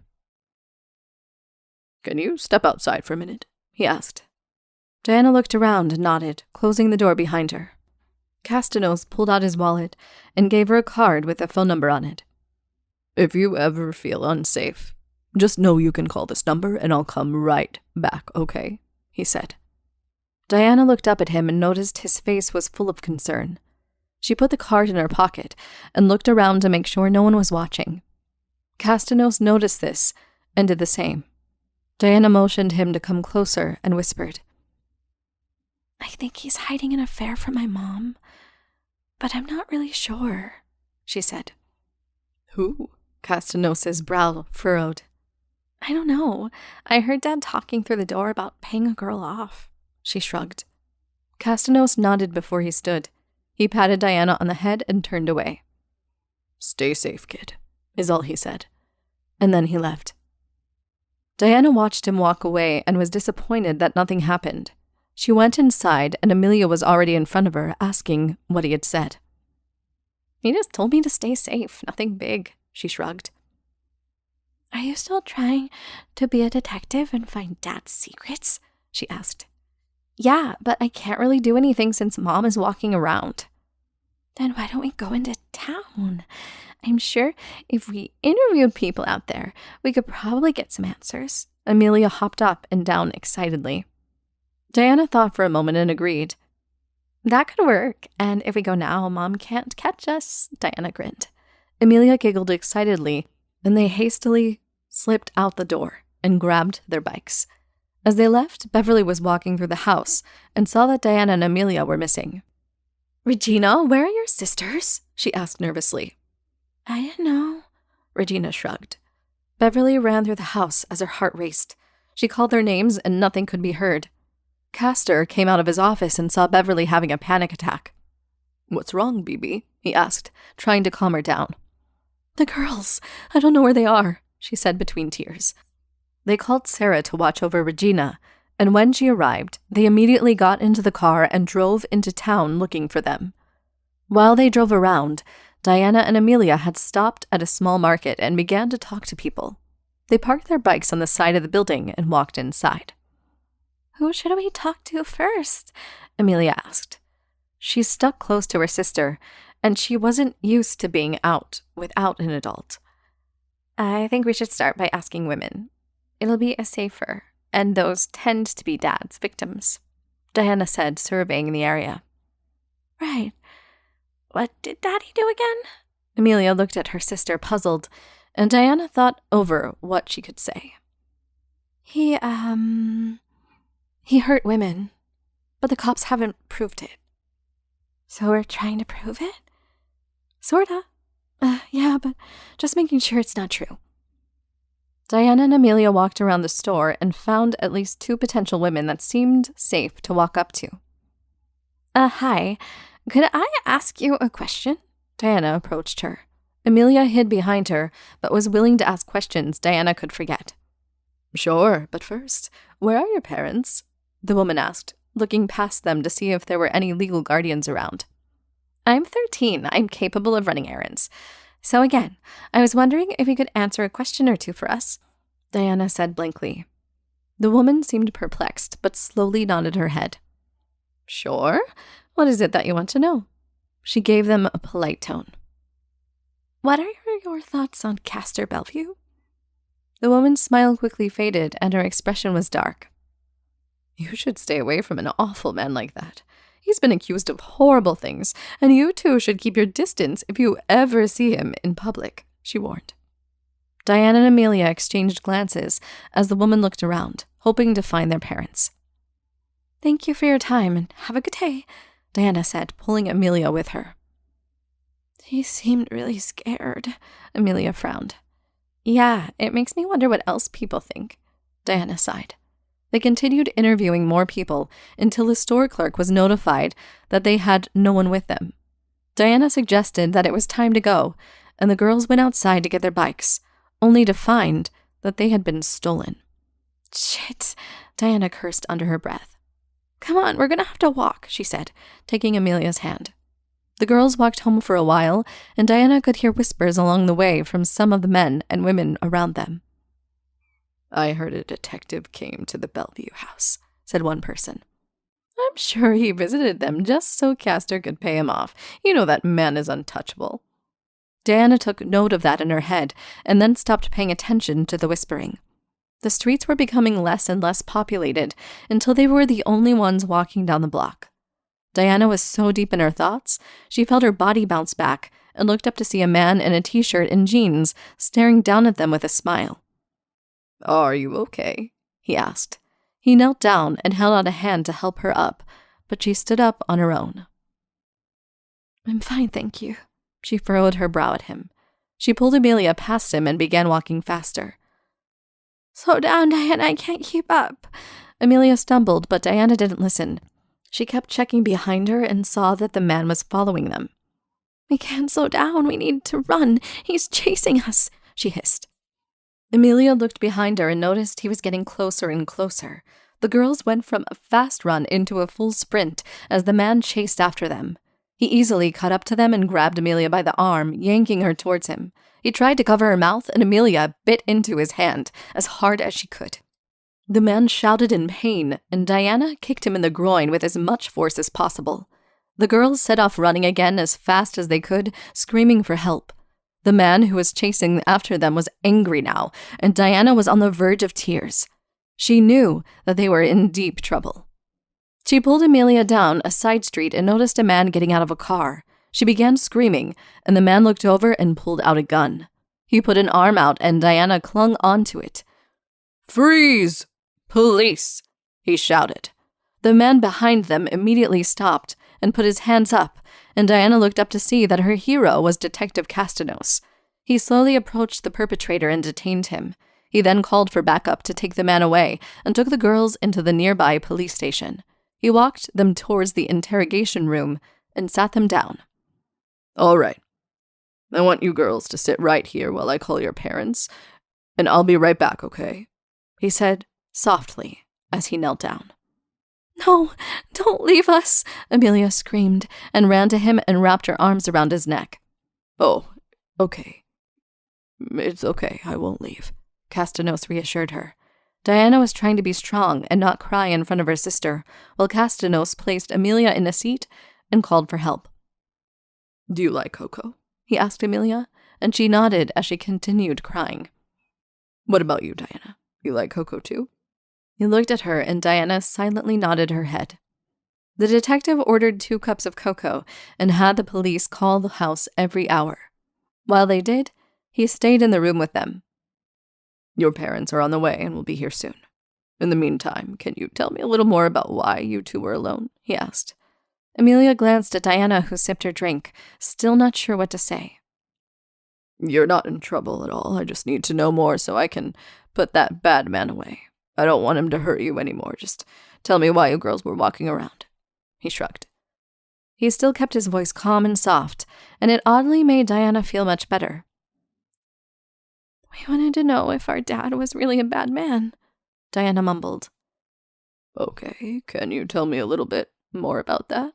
Castanos gave her a puzzled expression. You came over today to ask her dad if he had done anything bad, right? Well, we just wanted to know if what people said was true, so we walked around the little mini-mart and asked some of the people questions about him. And what did you find out? Castanos raised a brow. Not much. Everyone thinks he is, but there's no real proof. It's all just rumors. They talked about you, too. Diana locked eyes with the detective. Oh? Yeah. They said you came to our house today so you could get paid off, she glared. Ah, nice, he sighed. Diana held her cocoa and took a few sips from it, keeping her eyes on the chocolate beverage. Is it true, though? Did Daddy pay you? Amelia asked. Castanos smiled as he shook his head. No, if your dad paid me, I could have easily retired already. I have daughters that are about your age. I have to protect them from bad people. So you think Dad is a bad person? Diana said. Castanos made a hard sigh, mulling over his words. A lot of people have told us he is. But like you said, there's not enough evidence. He shrugged. Gotcha. Diana nodded in disappointment. There was a loud bang on the door and Castanos opened it, almost being run over by Beverly, who hugged her girls tight. Oh God, I'm so glad you're okay. Don't you ever pull some shit like this again. Beverly's eyes were puffy from crying. She took their hands and was leading them out the door when Castanos stopped her. Before you go, I need you to sign some papers, he said. Beverly glared back at him and reluctantly took a seat at the desk, while the girls waited with Castor. As she watched him pull up the forms, she bit her tongue and swallowed her pride. Thank you, Richard, for saving my girls, she said quietly. I'm just doing my job, Beverly. Honestly, if they hadn't been looking, I would have shot the guy. He chuckled. Yeah, she mumbled. Castanos looked up at her, keeping her head down, and gave her a light nudge with his pen. Hey, if you think you're a bad mom because your kids went missing for a day, just know I've met a lot worse. He tried to joke with her. She managed a smile, and he took it as a small victory. Did they tell you why? They just ran off all of a sudden? Beverly blurted. They did. But are you sure you want to know the answer? If it means I can prevent sitting at this desk with you again, then yes. Her brows furrowed. They were asking people about Castor. They want to know if their father was a bad person. I see. Her tone conveyed how anxious and angry she felt. Beverly, they're going to find out if they haven't already. Diana already seems to have a good grasp on what's going on, and it's only a matter of time before your younger one knows as well. He handed her the papers to sign, and she scribbled her signature, trying not to rip the paper. I'll talk to them about it. Have a good night, Castanos, she said. She left before he could protest, and went outside of the station. Castor was still lecturing the girls when she got in the car and slammed the door. When they got home, Beverly immediately grounded them and sent them to their rooms. Diana did as she was told, but every now and then throughout the night she would peek out to see if her father was doing anything suspicious. Later that night, Diana had continued her spying when she got really thirsty. She went downstairs to get a drink of water when she heard a rustling coming from her father's study. She watched silently as her father got ready to leave the house. He went to grab his wallet and his keys when a small bag slipped out of his pocket. As he went to pick it up, Diana reached for it, taking it into her hands. Castor hastily snatched it away, making her flinch. When he noticed her reaction, he quickly cleared his throat, smiling. I'm sorry for grabbing that so suddenly, sweetheart. Just don't touch anything that comes out of Daddy's pocket ever, okay? He smiled at her. Diana didn't smile back. She didn't say anything to her father as he stood up. Maybe don't tell Mommy what you picked up, okay? He nodded. Diana didn't react, just gave him a blank stare as he called to his wife that he was leaving. As he went out the door, Diana watched him carefully, wishing he wouldn't come back. At Socialite, Castor sat in his normal booth and waited for his partners to arrive. As he did, he took out his wallet and counted out the cash he had taken out of his account, making sure it was enough. When Peter and Henry arrived, he put his wallet back and gave them a friendly smile. I already ordered drinks for the table. That's great, Castor, but we have a problem. Peter wiped the sweat from his brow. Yeah, a lot of women are trying to come forward about us, and I don't know how much money we can give them before they talk to the tabloids. Henry took a hard swig as soon as his drink hit the table. Gentlemen, I told you I've got it covered. Cass put his hands up. The men waited for him to answer, and he gestured to a man in the corner to come towards the booth. The man slipped in quietly, and Castor took his wallet back out and counted all the bills he had before sliding them across the table. The man pulled out a small bag of pills and pushed them across the table, then quickly left. Castor put the pills in his suit pocket and leaned back. What the hell was that? Henry raised a brow. Our solution, boys. Let's just say they can't report what they don't remember. He grinned. The men laughed together and finished their drinks. Over the coming months, women were slowly becoming more silent. If they couldn't remember what had happened to them that night, they couldn't muster up the courage to take on the railroad tycoon. Castor was now covering his tracks quietly. Once coming to an agreement with the owners, he bought out Socialite and made it his lion's den with private rooms built in that were soundproof and lower lighting so the women couldn't vividly see what was happening. At home, the girls were visiting Sarah every other weekend so their mother could have some time to herself. While they did, they always ran around in the backyard, enjoying the fact they could go outside. One Saturday, Diana sat with her grandmother on the porch while Amelia and Regina played tag. Sarah was enjoying a cup of tea, and Diana was reading a magazine when her eyes caught an article about their father. She threw the magazine to the side. Something bothering you, sweetie? Asked Sarah, keeping her eyes on the children. I'm sick of everyone hiding things from me, said Diana, placing her head in her palms. What do you mean? What are they hiding? The fact that Dad is a rapist, she blurted. Sarah coughed up some of her tea, which didn't escape Diana's notice. Did your mother say something, or? Sarah asked. She was still coughing from her tea as Diana patted her back. No, I thought I heard Dad talking about something behind closed doors, and a detective came to our door. Do your sisters know about this? Sarah gripped her granddaughter's shoulders. Diana shook her head, and Sarah breathed a sigh of relief.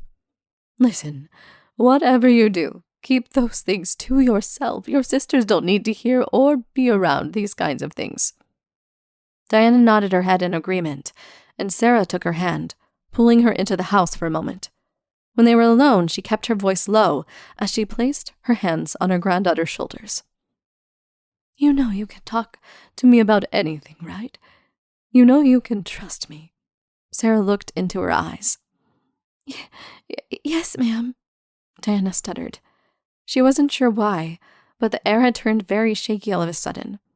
Not like she was in trouble, but that something was very unsettling. Good. So when I ask you this, you'll tell me the truth, right? Yes, ma'am. Good. Okay. Has your father ever touched you or your sister in an inappropriate way? No, he never has. Are you telling the truth? Sarah squeezed her shoulders. I am. Diana pulled away. Sarah breathed a sigh of relief and brought her back to the porch. Diana sat quietly in her seat, and a question continued to swirl around her mind. She wasn't sure how she should word the question, or if she even wanted to know what her grandmother would say. Growing more aware, she quickly caught on that her father was very disliked by her grandmother, And she didn't want to say that her grandmother would lie to make him sound worse than he already did, but something snapped in her, and she blurted out, "Did Dad really rape these women?" Sarah didn't say anything. She took another sip of her tea. When she put it down, she didn't look in Diana's direction. "I don't know what he's done. I can't tell you if he did, and if I told you without any evidence, then I'd be lying to you. All I can tell you is that I don't know," she shrugged. Diana leaned back in her chair and watched her sisters. It wasn't the answer she wanted, but it also wasn't as bad as she thought. When the girls got back to their house, Sarah took Beverly into one of their private rooms and locked the door. Sarah knew something was off, that he was hiding something, and as the pressure for information grew bigger, she sat down with Beverly and made a move of her own. "You want me to do what?" asked Beverly. "Move in with me for a little bit. You can get away from the press, the girls can still go to school, and maybe Castor will realize the allegations like this are hurting his family," said Sarah. "I'm not doing that. I'm perfectly capable of keeping the girls safe from these things." "I'm not so sure. Reporters are coming to your house daily, police are poking around, and Diana and Amelia are clearly old enough to read the news articles. I'm not saying it's permanent. I'm just asking you to stay with me for a bit." "And what about Castor?" "What about Castor? He's the one digging his own grave. You don't need to jump in it with him." Sarah shook her head in disbelief. "I'm not leaving his side. I will stand by him through this." Beverly put her foot down. Sarah felt her temper rising. "Fine. Have fun digging your hole. I'll just ask the girls if they want to stay with me for a while." "If you do that, I will not let you see them." Beverly slammed her hands on the desk. Sarah's heart skipped a beat as she watched her daughter angrily stand up and lean across the table. "They are not your daughters, and you have no right thinking you can go behind my back and give them that choice. That is crossing the line," Beverly shouted. "You're right. You're right," Sarah shrugged. "I guess they shouldn't see me at all then." Sarah got up from their chair. "Tell them whatever excuse you want. I don't care. Until you realize how bad the situation is, the girls can stay where they are. Bye, Beverly." Sarah left without another word, and Beverly couldn't help but slam her hands on the table again. She remained by her husband's side, dedicated to supporting him as well as giving her daughters all the love she could. Whether it was tucking them in, spending her weekends treating them to one-on-one time, any dreams and ambitions they had, she would fully support. While she did all that she could, the monster was growing smarter with many cruel intentions. Chapter 5. 3 years later, Tina is welcomed into the family by her protective sisters. The noise from the media around their family had continued to grow louder. Beverly carefully rocked Tina on her shoulder as she tried to get the other girls ready for school. "Diana, make sure Regina has her lunch packed. Amelia, hurry up and get out of the bathroom. I know your hair doesn't take that long," Beverly shouted upstairs. "Mom, don't shout. You'll scare Tina," Diana sighed. She had made the girls' lunches and was tying Regina's shoes. "I wouldn't have to shout if your sister didn't take so long. Once you're finished with Regina, can you please go and drag Amelia downstairs? You're going to be late if you don't leave for school soon." "Right, because we're so excited to go to school where people can call us the railroad rapist daughters. Who can't wait to hear that at 8 a.m? Diana huffed. She went upstairs before her mother could shout at her to come back. "What's a rapist?" asked Regina. It's a bad word, sweetie, and one I don't want you repeating at school. Now please grab your lunch and wait by the door for your sisters." Beverly handed her a bagged lunch. "But what does it mean?" asked Regina. "It means a bad person. Now go wait by the door." "Is Daddy a bad person?" "No, he's not, and I'm not going to keep repeating myself. Go wait by the door." Beverly's tone was slightly harsh, and Regina quickly did what she was told. Beverly looked over to see Diana dragging Amelia down the stairs by the arm, and Amelia throwing a small tantrum behind her. "I wasn't done, Amelia squirmed. Don't care. Mom said we're going to be late and we have to go. Diana continued her grip. The girls made it down the stairs and began to head for the door. Beverly grabbed Diana's arm and pulled her back with Amelia in tow. Amelia, go wait by the door. I need to have a quick talk with your sister. Beverly's voice was stern. Amelia didn't hesitate and went straight for the exit. I thought we were going to be late.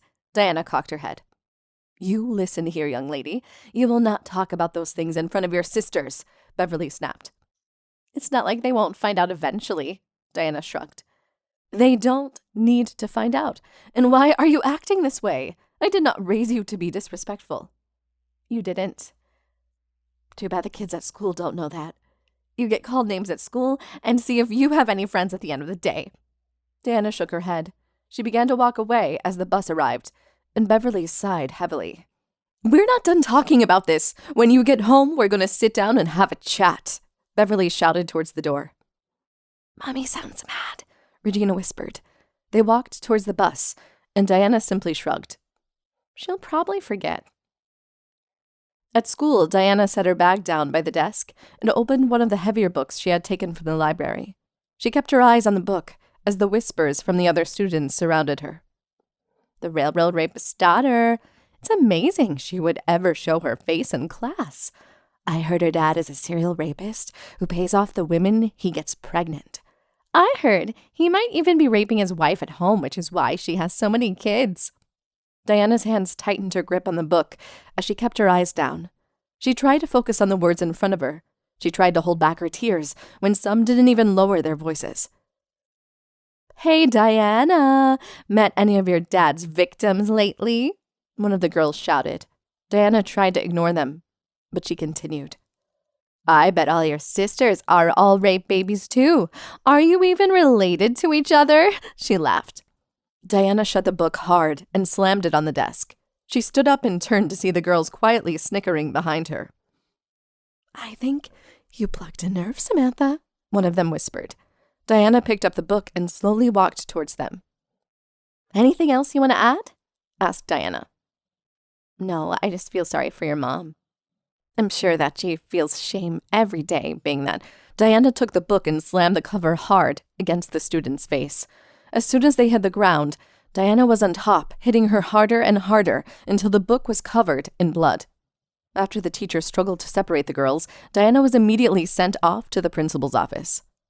Beverly was later called, and after being suspended for 2 weeks, Diana sat in the passenger seat with her head facing the window as her mother gave her an earful. When they got home, Diana rushed to her room and changed clothes, then laid on her bed. Throughout the whole event, she never said a word. After a few minutes, Beverly opened the door, came in, and sat on the edge of the bed. Diana, I know I've yelled a lot today, and if you don't tell me what's wrong, the only thing I can do is constantly yell. At some point, you're gonna have to tell me. I'm sorry, Diana mumbled. What? Beverly turned to see her daughter in tears. The girl was making fun of us. She said that my sisters were rape babies and that Dad is a known rapist. And when they started talking about you, I snapped. She breathed. Sweetheart, why didn't you say anything? You could have defended yourself at the principal's office. I could have talked to that girl's mother, or... Why? So they can talk shit to you too? Diana sat up on her elbows. And I already went to the teachers and the principal, and no one gave a shit, so what was going to change? Diana's tone went dark. Beverly paused for a moment. She slid back on the bed and reached over to hold her daughter, and was surprised when she let her. She kissed the top of her head and held her tight as Diana cried. Everyone is laughing at us, Mom. What if Amelia and Regina get in trouble like me? She cried harder. Hey, they'll be okay. One thing that would fix all of this would be if you just talk to me. If all of you talk to me, I promise I will do everything I can to protect you girls. Tell you what, if you want, maybe I can talk to your father about changing schools, especially if the bullying pushed you to hurt someone. Yeah, right. Dad would have to care first. Just let me talk to him, okay? In the meantime, why don't you rest up for the day?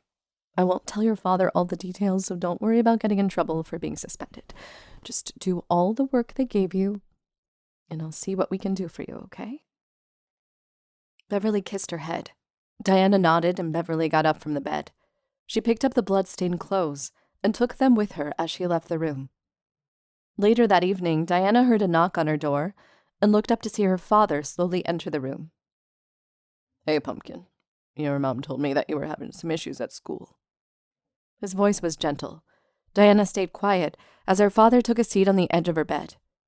Even then, the distance was not big enough for her comfort.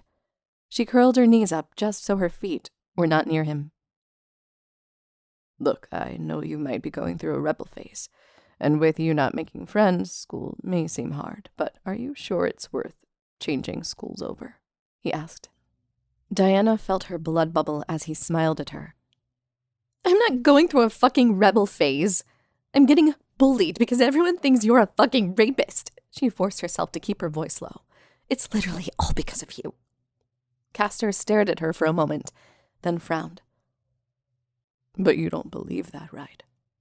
It's hard not to, considering your reputation, and I still haven't forgotten about the bag of pills that fell out of your pocket that day. Well, believe what you want, he shrugged. He stood up and straightened his tie. You can change schools if you want. I don't really care. Before he left, Diana spoke up. You're a fucking monster, she said quietly. Maybe, but it's nothing you can prove, he smirked. He left Diana sitting in her bed and gently shut the door. When she heard him go downstairs, she went over to her wallet and pulled out the card the detective gave her all of those years ago. She was about to call it when something else came to mind. What could she say? Maybe something about the pills? But that was years ago. Could she be an accomplice for not reporting it? On top of that, she just assaulted a student today. Diana slowly put the card back in her wallet and curled up on her bed. Something will change, is all she could tell herself. It has to. She'll make a change. After that day, Diana grew much closer to her sisters, and her sisters did the same as they got older. Each sister had a somewhat different experience in their high school career. Amelia, unlike her sister, was fairly popular. Diana had already graduated, and many people had forgotten about her fight. As Amelia walked through the halls, she still caught glimpses of people staring at her. Is that one of the Belleveaus? One of them asked. I'm not sure. If she is, she's way more chill than her older sister, another whisper said. Amelia shrugged it off and went to her classes like normal. After school, she went to her environmental club where she was the president. Some of the members were already waiting excitedly for whatever news she wanted to share. She stood with her shoulders back in front of the class. Good afternoon, my fellow Earthians. Today, I want to share a plan I've had in my head for a long time. As you know, my asshole father has a huge railroad company and could obviously care less if the Earth went to shit. She rolled her eyes. There was some boos among the members, and she put up a hand to quiet them. But I refuse to stand for it and figure we should let them know that you feel the same. That's why we'll stage a fun little protest this weekend at their new railway grand opening. The members then began to cheer, and one of the boys she found charming gave her a sweet smile. She returned the smile. Then she started planning in her head how they were going to do it. Over the following week, they were making signs, looking at the security plans, and even raising money to buy some less than appropriate items for the protest.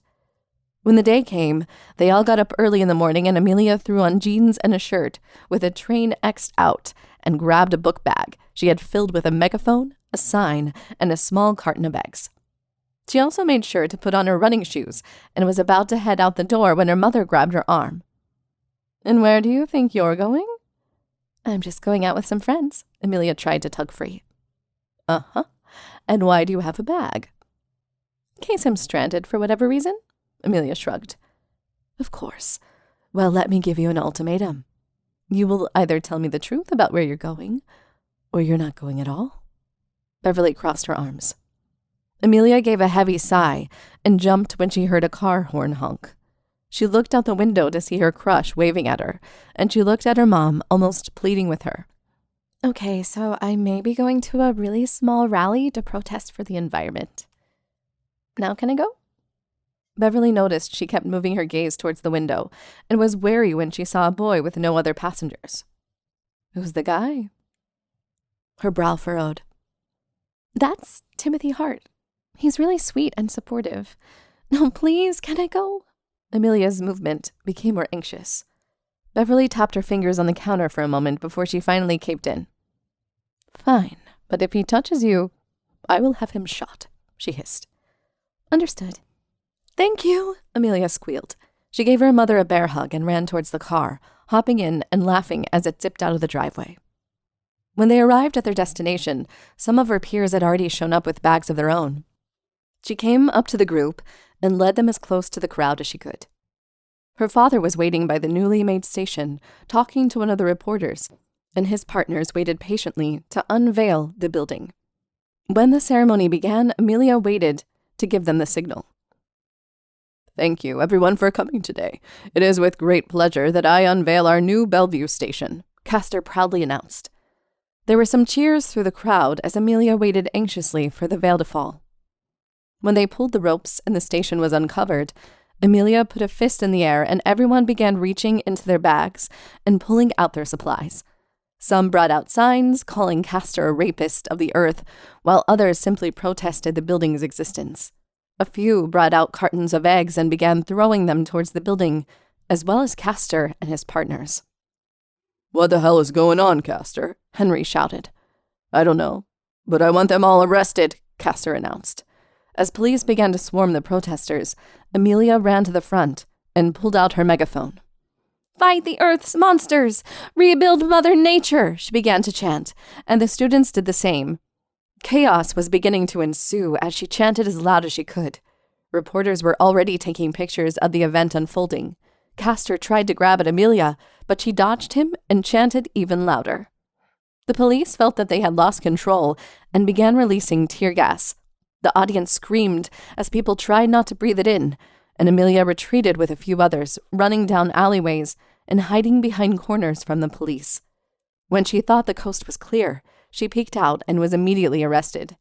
She didn't resist, and even smiled as she was put into the back of a cop car. At the station, Amelia sat in a cell patiently waiting for one of her parents to pick her up. The officer watching over her and several other protesters had the radio on, and an announcement caught her ears. Pandemonium and protest happened today when what was thought to be a simple grand opening turned violent. A group of student protesters began chanting and throwing eggs at the railroad tycoon, shouting that they should rebuild Mother Nature. Authorities have arrested most of the students involved, including Mr. Belleveaus' daughter, Amelia Belleveau. Amelia smirked at the news announcement. She had made the tabloids and got the attention just as she planned. She was proud of the impact. That is, until Beverly came to pick her up and was more than ready to ground her for life. So, Amelia said quietly, I know you're mad. Mad? I'm fucking furious, Beverly snapped. Amelia immediately shut her mouth and kept her eyes forward. Do you have any idea of the damage you have done today? How do you think this is going to look on your college applications when they see that you have a criminal record? And don't even get me started on how upset your father is. Beverly couldn't help but scream. Amelia stayed silent the rest of the way home. When she walked through the door, Beverly ordered her to sit at the dining room table and wait for her father. When Castor finally arrived home, he seemed even more furious. But to Amelia, he wasn't nearly as intimidating as her mother. As angry as he was, he didn't shout. He just took his seat across from her, and Amelia couldn't help looking bored. Words can't possibly describe how disappointed I am in you right now, he growled. I'm sorry, she said apathetically. You're clearly not. Not only are you grounded for 6 months, your mother told me about that boy you were hanging around with. I don't want you seeing him again. You can't tell me who I can and can't date, she hissed. I can, and I just did. If you want to argue about fairness, you can take it up with your mother, because after today I am done with you, he smirked. Meaning? She scoffed. Meaning you won't inherit the Belleveau fortune. I've already changed my will today so that you won't get a dime. Amelia heard each word and tried so hard not to laugh, but she couldn't help but snicker a little. This immediately angered Castor. What the hell is so funny? He gritted his teeth. Amelia put her elbows on the table and leaned towards him. I don't want your damn money. I never did, and I sure as hell don't want it now, she grinned. Get the fuck out of my sight, Castor exploded. Amelia did just as she was told and ran up to her room. She lay in bed with a smile on her face as she heard her parents screaming downstairs. Beverly would later lecture her and increase her punishment to 8 months, which he respected and took seriously. And even though she wasn't allowed to see Tim, that didn't stop them from becoming well-known high school sweethearts. As for the aftermath of the protest, Amelia became well-known as a rebel hippie and even gained the respect of some of her classmates for standing up to her father. Her reputation would later precede her, and people would have mixed reviews on the Belleveau girls, until Regina stepped into the scene, creating a different type of opinion. Regina had a very competitive nature. She never really fought with her sisters whenever they played games, but when she was at school, she was ruthless during sports. Regina was an overachiever, and her teachers knew this a little too well. As she went to each class, she pulled out her notebook and pen, ready to write everything down. She didn't stop to talk to anyone, but she didn't keep to herself either. Anytime others whispered in the halls about her, she was much more outspoken. Do you think she's Amelia's sister? No way, she's too bitchy. Regina stopped and looked in the direction where the whispers were coming from. The girls froze, and Regina gave them a smirk. Why don't you say it a little louder? She said to them. One of the girls gave her a snarky look before walking off with her friends in tow. Regina rolled her eyes and went on with her day. When school was over, she went to soccer practice as today was game day. She put on her shin guards and waited on the bench as the game began. She had been pulled for the last 2 games after she had fought with some of the players. When one of her teammates sprained an ankle, she was subbed in and began to play. She stayed on their side, ready to play defender, and had seemed to be playing well. That is, until a player tripped her, assumingly on purpose. When Regina picked herself up, her coach was already shouting at her to stay calm. You got a fucking problem? Regina growled, already clenching her fist. Yeah, you were in my way, the player smirked. Regina gave a little smile before she reared back and threw a punch right at her nose. The girls fell back and chaos ensued as other players stormed the field to fight her, and her team did the same. At the end of the fight, Regina was kicked off the team, and some of her teammates gave her the name Rage Ina. She walked through the halls the following day with a black eye and a bloody lip, and the whispers grew around her. This was the 3rd sports team she had been kicked off of and had stayed on for so long because she worked hard on the team. Hey, Regina, you gonna go on a rampage again? One of her classmates shouted. She looked over to see the same girls who were making fun of her the day before. Regina dropped her books and stormed over there, forcing the girls to back away. She grabbed the one who shouted and threw her to the ground, punching her while she tried to put her arms up to defend herself. Beverly picked her up from school and drove her home in silence. When they got home, Regina went to her room, and Beverly followed closely behind her. Don't think you're getting out of this, Beverly snapped. I'm sure I'm not, Regina rolled her eyes. Beverly stood in front of Regina and was trying hard to contain her anger. What the hell has gotten into you? Are you being bullied at school? Your sister had the same problem, and we can help you with it. Why? Maybe I just want to fight back, Regina shrugged. Jesus Christ, you don't have to fight every person who looks at you, Beverly shouted. Maybe I do when they ask for it, Regina shouted back. Beverly stormed out of the room and slammed the door behind her. You're grounded for 2 months, and don't come down until I call you for dinner, she shouted. Regina scoffed and laid back in bed listening to music. She would continue to get into fights until her junior year, when the JROTC program would come into effect. Her interest piqued. She decided to join the program against Castor's protest. When she met with First Sergeant Hill for the first time, it was interesting. "Regina Belleveau, I've heard many things about you from your teachers," said Mr. Hill. "Good things, I hope." She raised a brow. "Not remotely. In fact, you have a pretty big record on your hands considering you see everything as a boxing ring. So why the hell are you here?" "I don't know. I'm bored and I got kicked out of all the other extracurricular activities." "What's one more?" She grinned. The first sergeant observed her expression before he gave his own grin. "We'll see about that." Throughout the year, Regina competed in every competition and became more disciplined in how she handled her own emotions over time. She quickly rose through the ranks of her company and became a company commander, taking charge of the freshman class, as well as doing paperwork for them to promote. On the competitive side of things, Regina was acing every test and performing in every drill performance. Beverly noticed that Regina's attitude had changed a lot. It had drastically improved from before she had joined, and she thanked the first sergeant for giving her daughter the help that she couldn't. When her senior year came, Regina knew what she wanted to do and decided she would sit with both of her parents to discuss her future. She had already told Diana and Amelia about her decision, and Diana offered to keep Tina with her for the night, so they could have some time alone. She ate dinner with them one evening as normal and was trying to find the right moment to tell them. She never thought she would be this nervous, but she also hadn't thought about her future until this year. Regina couldn't help but fidget in her seat, and her mother began to take notice. "Regina, hon, are you okay?" she asked, giving her a comforting smile. Yeah. In fact, I was wondering if we could talk about my future." Regina clasped her hands together under the table. "I didn't think there would be too much to talk about. You'll be working for me after you graduate and take over the railroads." Castor also smiled, but his tone was more of a warning. Regina quickly took note and knew this was going to end in a screaming match, but decided to continue. "And who said I was going to do that?" Regina asked. She took her fork and poked at her food. She was hoping that if she could keep her temper down, her father could maybe see her perspective. "I did." Castor looked straight at her.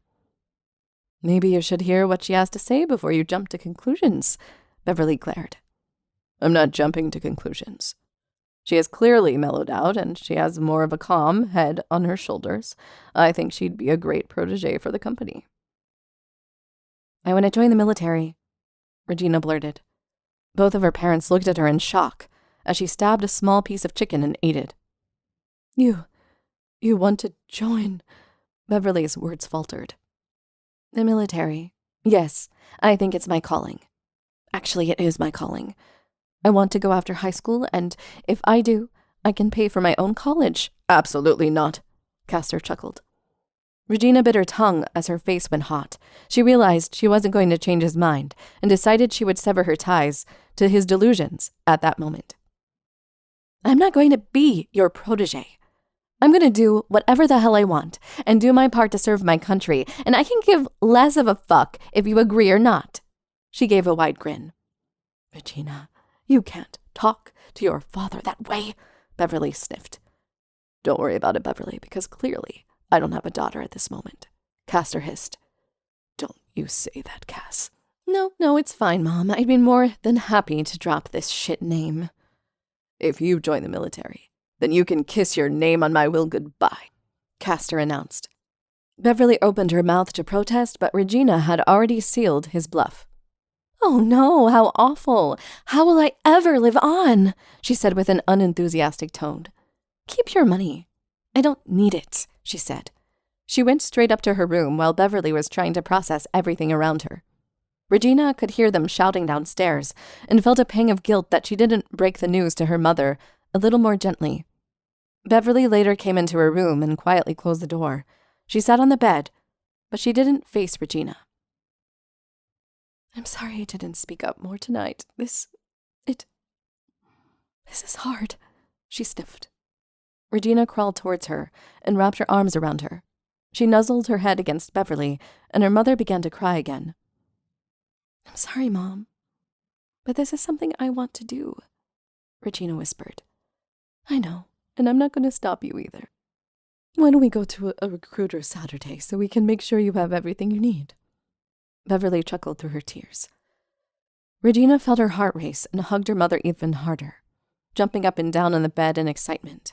The girls would do just that, and when the school year ended, Regina would enlist into the army. Only her mother and sisters would see her off, and she made sure to let them know how happy she was for their support. With 3 sisters gone, Tina was next in line to make her father proud. Castor had done just as he said and had taken his first 3 daughters off of the will and decided he would mold Tina into his successor. He began to spend time with her more and more, spoiling her with expensive clothes and toys until she came to love the status and valuables that she had gotten. In high school, she had gained a following as she flaunted her expensive gifts. Some of the kids, who were financially higher on the scale, invited her to have lunch with them at one of the students' country clubs. She agreed and went turned up wearing a high-end bathing suit and sat with the students, Tanner, Angela, and Hayden. "Oh my God, I'm so glad you can make it, Tina," Angela said, overly enthused. "Of course, I wouldn't miss it for the world," Tina smiled, trying to match her energy. The group talked about how their parents let them go on amazing adventures, and Tina quickly realized that it was becoming a bragging contest. "My daddy let me travel to Italy last summer." "Not bad. I just got a brand new car and cruised around town," Hayden scoffed. "That's not too bad. I got a boat and went sailing around Greece," Tanner smirked. "What about you, Tina? What did you do this summer?" Angela asked, giving her a sly look. "I spent time with my sisters overseas and also visited my grandmother," Tina shrugged. "Oh, how adorable! Family is always so important, of course," Angela cooed. Tina was already growing more irritated by her tone, but forced a smile. She was used to these attitudes as her father had pulled her into many social events to learn the culture. The boys looked at her as though they weren't impressed, but she simply shrugged. "My grandmother taught me more about her industry, and it's always great to learn the business of successful people, right?" she asked. "Of course. So what does your grandmother do?" Angela leaned in. "I'm sure you know who she is. The last name is Holiday." Her classmates watched her in silence as a waiter brought her a drink, and she sipped, uncaring of their reaction. "Is something wrong?" "You said your grandmother's last name is Holiday, like the Holiday?" Tanner's jaw dropped open. "Like the fashion designer Holiday?" Hayden shook his head in disbelief. "The very one." "Are you all okay?" Tina asked. She tried to suppress her smirk as she knew her grandmother's status was very high on its own. "We're fine. We just thought you were the only part of the Belleveau fortune." "I know, people tend to assume more and think less when it comes to other people." Tina smiled innocently. She watched as Angela's face turned red from embarrassment, while the boys quietly snickered. She clearly wanted to say something back, but held it down as Tina finished her drink. At the end of her visit, Angela invited Tina to a little gathering at her house later that week. Tina reluctantly agreed and was picked up by Beverly. "They looked like nice kids," Beverly said, peeking at them as she drove away. "Not really. They only care about status and try to brag about it. It was kind of pathetic." Tina looked out the window. "Oh, I see." Beverly sighed. She was hoping her daughter could finally make friends. "They invited me to a social Friday night. Can I go?" "I'm not sure I want you hanging around with them if all they care about is money." Beverly shook her head. "It's nothing different from the parties Daddy takes me to, and maybe I can make an actual friend there." Tina looked at her. She knew her mother would cave if she had a more friendly social interaction.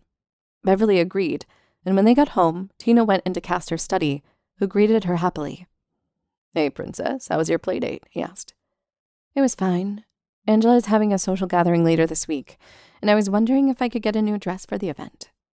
Tina put on a bit of a childish voice for charm. "Of course. Anything for my daughter to make a great impression. We'll go shopping right after I get off work," he grinned. "Thank you, Daddy," Tina gushed. She left his office and continued on with her schoolwork, as though everything was normal. But little did she know by the end of the week she would be grossly humiliated. She and her father had picked up a new dress, a bright green beaded fabric with a full swing skirt that flared at the ends. She completed the look with a pair of black kitten heels. She dressed and checked herself in the full-length mirror in her room. She had to admit to herself, she looked and felt amazing. She arrived at Angela's party and walked up to a large set of steps to the front door. Inside, kids from private schools were laughing and drinking together all around the house, and music blared from some place in the house that she couldn't see. The house was large, with a high ceiling and open space. In the backyard, kids and bottles littered the garden area.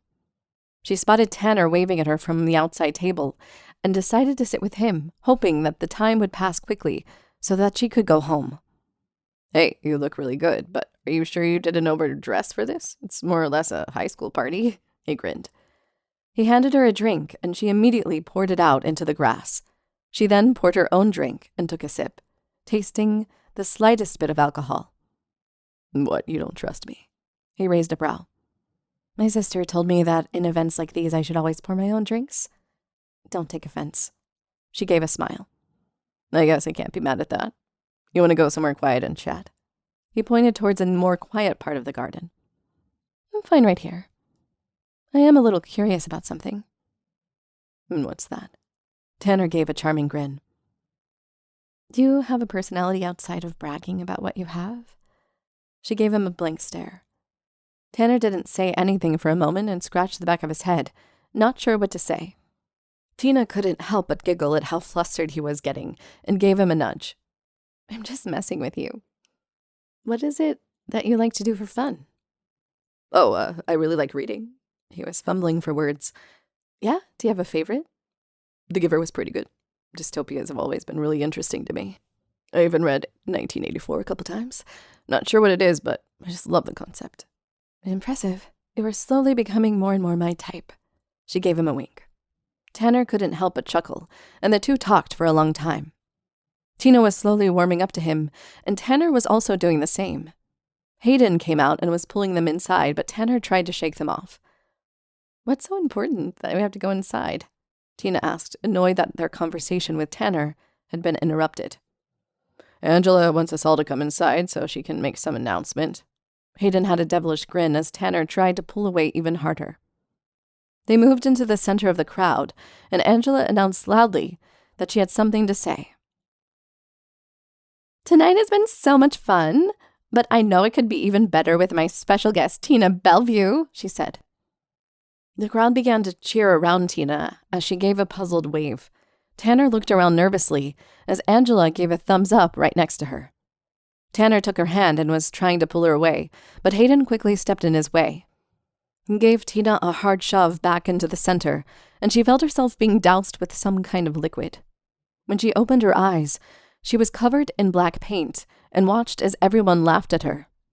Tanner pushed his way to her and tried to help her up, but she shoved him away. "You knew about this, didn't you?" she screamed. "Of course he did," Angela giggled. She came down the stairs, and people made way as she walked up to Tina, who was trying to keep the paint from her eyes. When she reached her, Tina was fighting hard to keep back tears. "Did you really think that I'd play nice with the daughter of a rapist? If you did, I'm glad, because this was just hilarious," she chuckled.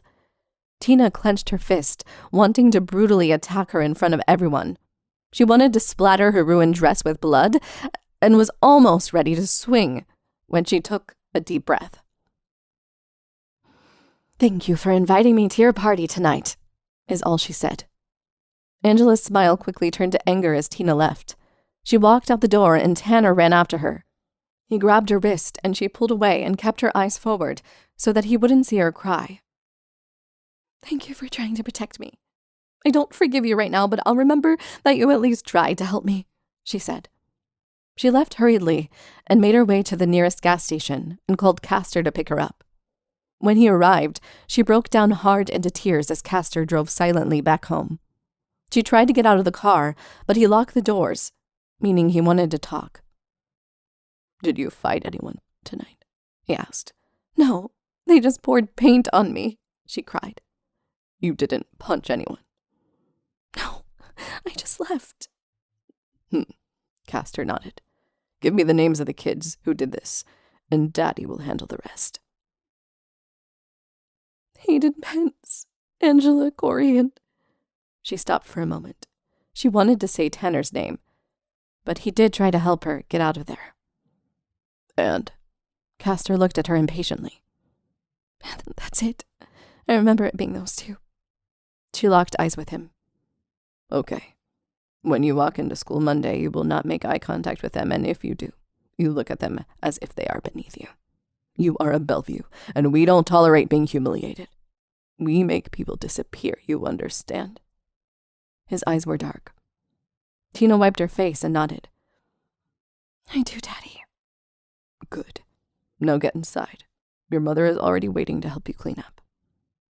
The doors unlocked, and Tina went inside the house, where Beverly hugged her. Tina sunk into her mother's arms and vowed she would never go to something like that again. When Castor came inside, he picked up the phone and dialed a number he never wanted to touch. On the other end, Sarah picked up, and Castor, through trials and tribulations, was able to tell her what had happened to his little girl. On Monday, Tina walked down the hallways, but there were no whispers. There were no laughs. There were no snickers or even smiles as she walked past them. She sat down in class, and some of the teachers seemed very wary of her. At lunchtime, Tanner asked if he could sit with her, and she agreed. As the two talked, Angela and Hayden charged up to her and were in her face. You think you can just do whatever the fuck you want? Angela shouted, drawing attention from those nearby towards the table. I have no idea what you're talking about. Tina gave them a blank stare. Don't give me that shit. Our parents lost their jobs and all of our connections are gone. You fucking ruined us. Is this true? Tanner's eyes widened. I don't know. I didn't do anything. Sorry for your loss, though. Tina took a bite of her lunch. Angela was about to tackle her when two of the school administrators approached them and escorted them to the principal's office. Tina would go on to be feared by the school, but still kept Tanner around as he became a loyal friend. The pair would date, but ultimately end things as Tina wanted to completely focus on her career. The two would still be best friends and talk to this day. Her sisters would later find out about the incident and burn Angela's previous house down, and Tina would accept the role of protégé and enjoy the royalties that came with the title. 8 years would pass and Castor would be the legendary monster, a serial rapist who could always walk away. His partners would join him in these horrid acts and together use their money to get away with everything. Beverly was content being a stay-at-home mother. The sisters would rely on each other for support and would later welcome the final member of their family. Another daughter, Kimberly. Chapter 6. Many years have passed since the girls had left school, and Diana now has her own home outside of the Missouri border. Now 38, she was a lawyer who took on mostly sexual assault cases. Many she had won, and some she had lost, but she made sure every case was gone through thoroughly. Her long dark hair was almost always down, and the majority of her wardrobe consisted of suits and pencil skirts. But today, she was wearing a plain t-shirt and jeans as she tidied up her 3-bedroom apartment for her favorite guests coming in. Just as she had finished putting the laundry away in her room, she heard a knock on the door and excitedly hurried to open it. On the other side of the door, all 4 of her sisters greeted her cheerfully. Amelia and Regina hugged her tightly, and Tina and Kimberly gave her a gentle hug as they walked in. Amelia had her hair braided, and her glasses were circular compared to the ones she had last time Diana saw her. She wore a flowery dress and sandals, making her look even more earthy and kind for someone who worked as a nurse full-time. Regina was wearing a tight long-sleeve top and athletic pants, as though she had just gotten out of the gym. Her hair was cut short enough that it didn't touch her collar, as per military regulation. Tina had long brown hair that looked professionally styled in an updo and wore one of her nicer dresses that none of them could possibly afford. Like Diana, a good portion of her wardrobe was also suits, as she wanted to look professional when she had taken over the family company one day. And, last but not least, was Kimberly, who wore more baggy clothing and always had her hair in a ponytail. She was always on the move or practicing softball after school. God, it feels like forever since I've seen you guys, said Diana cheerfully. That's because it has been. By the way, I brought stuff to make pasta, and Tina brought wine. Regina set some bags down in the kitchen. Did you get some juice for me? Asked Kimberly. She was still well under the drinking age, and Diana always took that into account. Orange mango juice in the fridge, and it's your favorite brand. Diana pointed towards the kitchen. Sweet. Kimberly rubbed her hands together.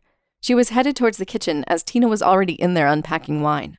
Diana went into the kitchen and peeked over Tina's shoulder, noticing the label on the wine. Jesus, Tina, are you sure we needed something that fancy? Diana gasped. For seeing my wonderful sisters? Yes.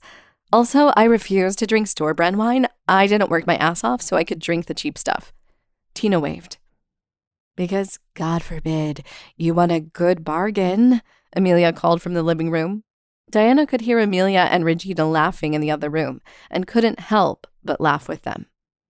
Later in the evening, Diana cooked the pasta with the ingredients her sisters brought, and they all ate happily. When it was time for wine, they all sat at the kitchen table, and Amelia poured a glass for everyone. Each of the girls grabbed a glass, except for Kimberly, who was hesitant. She looked over to Diana, who nodded and grinned. Don't worry, we won't tell Mom. You're staying here tonight, so you're safe to drink. Kimberly grinned and took her glass with excitement. Diana held the glass up, and the girls went along. Cheers to having the best sisters of all time. The girls clinked their glasses and took a sip. Diana looked around and felt as though something was off. So how's everyone doing in the outside world? Amelia, how's Tim doing? I know you've been working more shifts. He's fine, Amelia answered curtly. Okay, what about you, Regina? I know the military is a bitch on its own. Diana chuckled. Nothing new. Supervisors suck ass and morale is shit like usual. Regina took a hard swig of her glass. Right. Tina, how's the takeover of Dad's company going? Diana raised a brow. Good as usual, making money so I can kick that bastard to the curb. Tina shrugged. And you're keeping your distance from his partners, right? Diana's eyes filled with concern. Nothing you haven't told me 20 fucking times before, Tina's voice snapped. Anything else? Diana shook her head. They were all silent, and Kimberly spoke up. I started playing for the softball team, she said. That's great. Mom said something about you joining. She also said you were staying later than the others. Diana smiled at her, but Kimberly didn't return the sentiment. Yeah, I have been staying later. Kimberly kept her eyes on the glass. Is something wrong, Kim? Asked Regina. If I tell you something, do you promise not to tell Mom? Kimberly's voice shook. The girls waited in silence. Then it was Amelia's turn to speak. I promise, she said. Diana waited patiently as the youngest sister looked around, then continued to keep her eyes down. The coach at school has been touching me in ways I don't like, or I don't understand, and I'm the only one she's doing it to, so... She started choking on her words as her tears became more prevalent. Diana was quickly by her side and holding her tight as the others watched in horror. For fuck's sake, why don't you tell anyone? Regina barked. How can I, when all the kids at school are making fun of me? It's not like I wanted to be in this situation. Kimberly cried harder. Diana gently rocked her, trying to calm her down. She looked around and noticed Amelia was about to break down as well. Amelia, Diana whispered. Amelia started breathing heavily until she blurted out. I was sexually assaulted by my husband. She swallowed hard. Tim fucking did that to you? Tina asked. Yes, I've been afraid of him touching me ever since. That's why I've picked up even more shifts at the hospital. She began to shake. Regina pulled her in and looked at Diana, who wasn't sure what to do. Okay. Since we're getting this all out, anyone else? Diana sighed. Regina was next. I was raped by my commanding officer back at the base. He told me that if I didn't let him do what he wanted, he was going to end my military career, and unfortunately, he still could at any time. Fuck. Diana exasperated. And what about you, Tina? She looked at Tina, who was already breaking down. Dad's business partners raped me one night when I went to the socialite club. I thought I was being careful, and they had never made advances before, and before I knew it, my guard was down and I woke up in one of their private rooms. That's it, everyone. Living room, now. Diana's voice shook as she pointed towards the room next to them. None of her sisters argued, and quickly left the table, leaving her heart beating rapidly.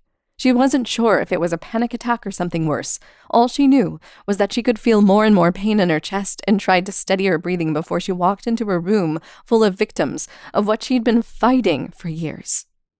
She was a lawyer, defending every case for women she could get her hands on, and now that wasn't enough. When they all took their seats in the living room, Diana slowly paced back and forth as her sisters watched her silently. When she stopped moving, they waited patiently for what she would say next. I wish I could tell you to go to the police and file a report and do all of the things that I've asked my cases to do in the past. But you're not a case. You girls are someone I failed to protect, and I'm more than livid that I can't do more than suggest those things. Diana shut her eyes tight. It's not your fault that we were in those situations. Amelia took her hands. But it is. Diana pulled away. Maybe if I had spoken up about my own situation, I could have made you guys more careful. Situation? What the hell are you talking about? Diana clenched her fist as she tried to speak. Back in college, I was raped by one of my college professors. I didn't tell anyone because I didn't really know what to do. It's easier to tell other people to report it when you're not the victim. A lot of times I tried to push it away and pretend it didn't happen because I just wanted to go back to my normal life, and now we're all victims. She wiped the tears from her eyes. You know what? Fuck them. Regina stood. Fuck him, fuck my supervisor, fuck Tim, fuck Dad's partners, and especially fuck the coach that touched Kim. Fuck all the people who did this to us. Regina, calm down. Tina tried to reach for her, but Regina moved away. No, fuck the men. Well, people that did this to us. Regina shook her head. She then looked at Diana. Fuck getting a court case. We saw Dad's gotten away with it for years. I think we make this more personal. What are you saying? Kimberly cleared her throat. I'm saying we get revenge ourselves. They think they can get away with putting their hands on us? They're dead wrong. You're saying we murder them? Amelia asked. Absolutely. They're not fit to walk the earth, and we're the ones that cut their lives short. What do you say? Regina looked at them. I'm in. Diana stepped up. Me too. Tina stood. Hang on. What if we get caught? I mean, Regina, you have kids. We all have lives that we made for ourselves, and you're talking about murdering not one, but like 5 or more. You think we could even get away with that? Amelia was almost laughing. If we do it right, we'll get away with it, no problem. Diana's a lawyer. She could probably tell us what to do so we don't make mistakes. You could probably get your hands on some drugs that we might need, and Tina could easily use Dad's funds for anything supply-wise we might need. If we're careful and we work together, we could take them out. Now, are you in? Amelia waited for a moment, and then slowly nodded her head. I'm in. Diana knelt down by Kimberly and pushed a strand of her hair out of her face.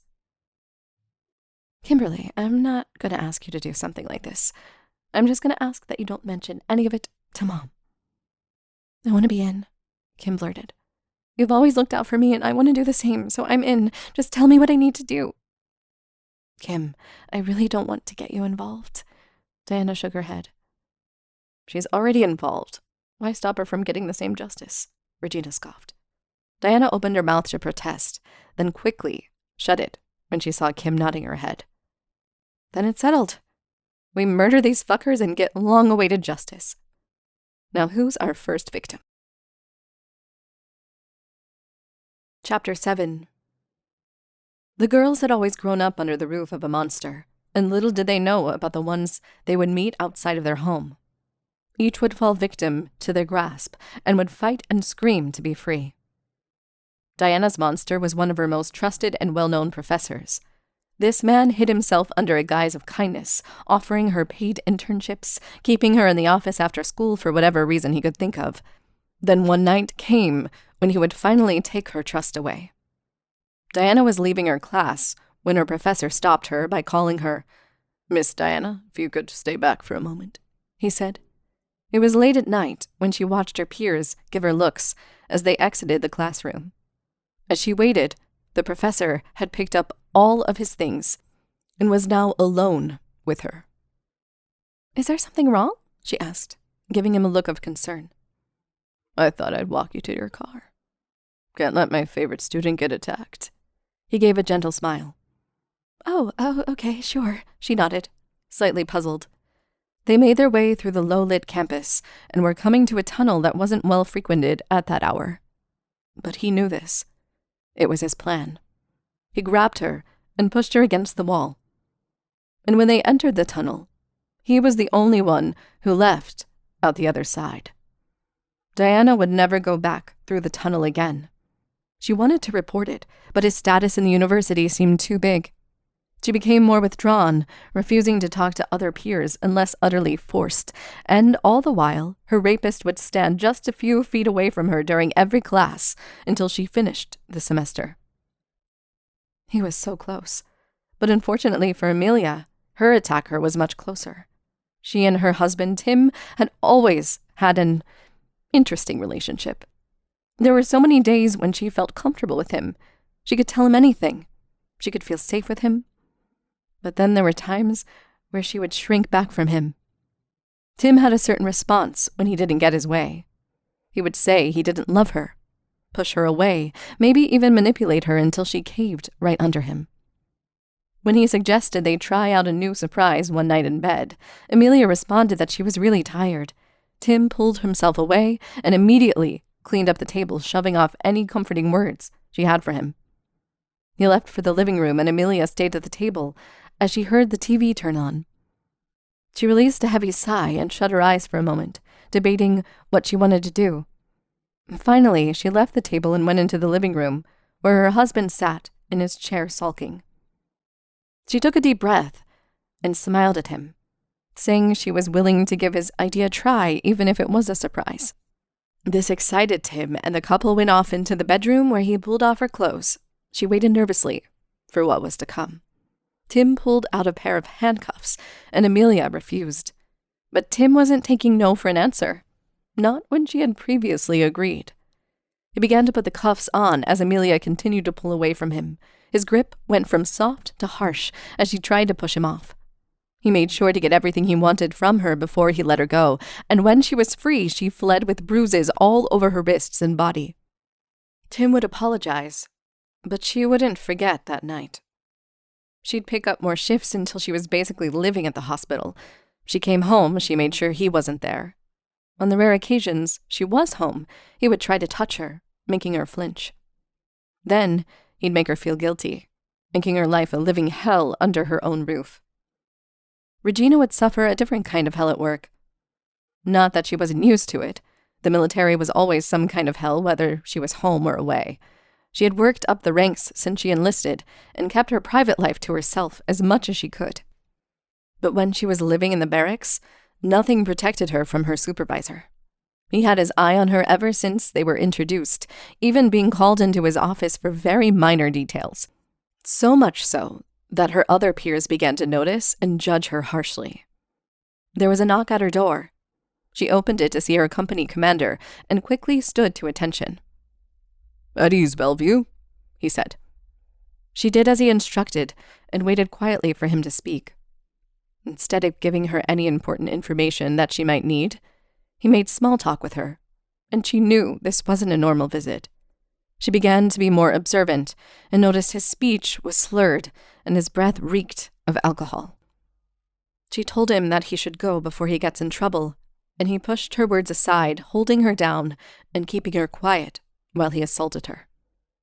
And before he left, he told her that any action taken towards him would ruin her military career, and he had the power to do it.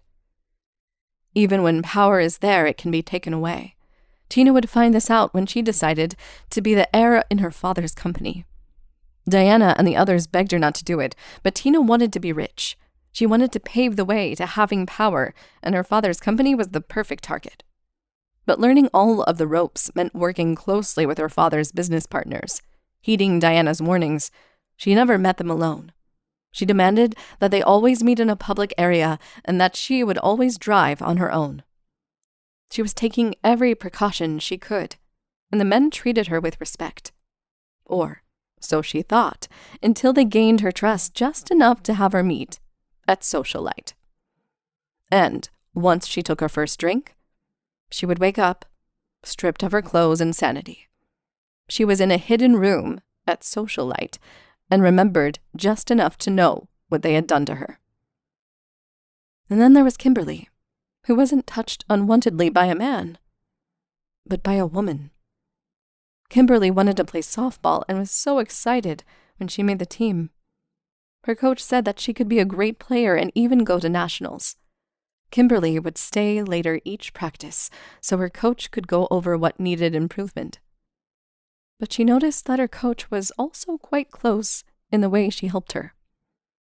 She always seemed to be right on Kimberly, always right behind her to help her with throwing or swinging her bat.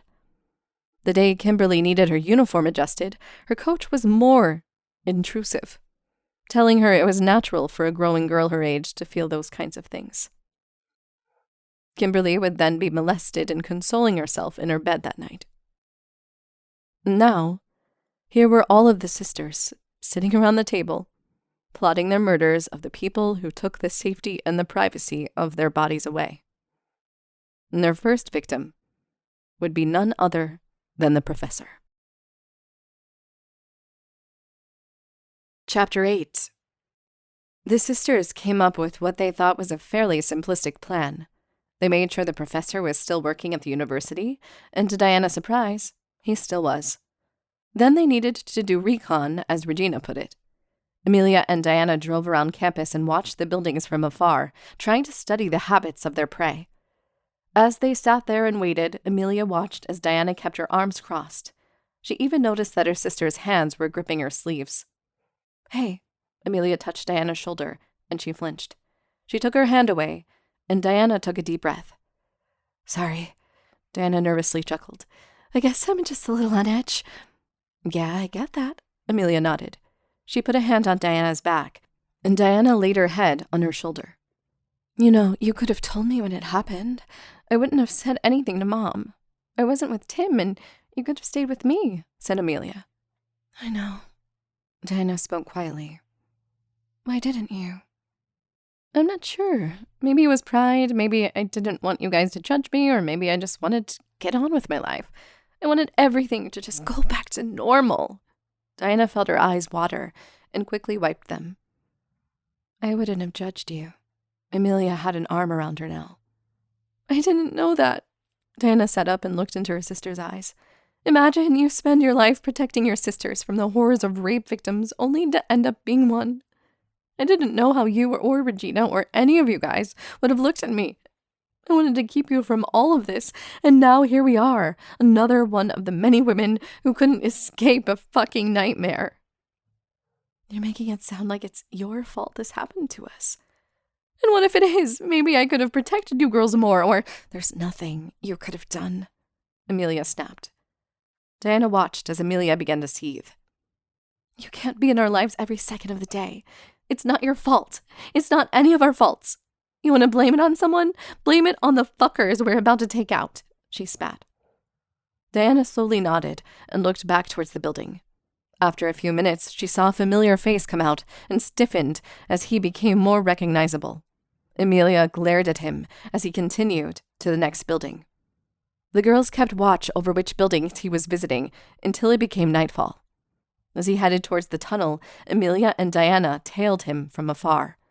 Diana had a knife in her pocket and began to contemplate if she should just stab him right now. It was just the three of them. Amelia could help hold him down, or maybe she could drive the blade deep enough through his back. Maybe stab his legs so he can't get away. Without thinking, she began to pull the blade out, and Amelia put her hand on her arm, shaking her head. Just as Diana slid the knife back in her pocket, another person walked down the opposite way. When the professor reached his car, Diana let out a heavy sigh and hugged her sister tight. "We'll get him. Just not tonight," Amelia whispered. The sisters returned to Diana's house where everyone but Kimberly waited in the living room. "Did you get all the info you needed?" asked Regina. "Yeah. About 8 at night, he goes through the tunnels and drives a 1990 Cadillac. There may be some people that will still go through the tunnel from the opposite direction, so we need to make sure we keep someone stationed at each side," said Amelia. Diana took a seat next to Tina and put her head in her hands, while Amelia took a seat in the chair next to her. "Hey, you good?" asked Regina. "Yeah, it's just a lot to take in." Diana forced a smile. "Okay," Regina nodded. "If you still want to do this, we can do it tomorrow.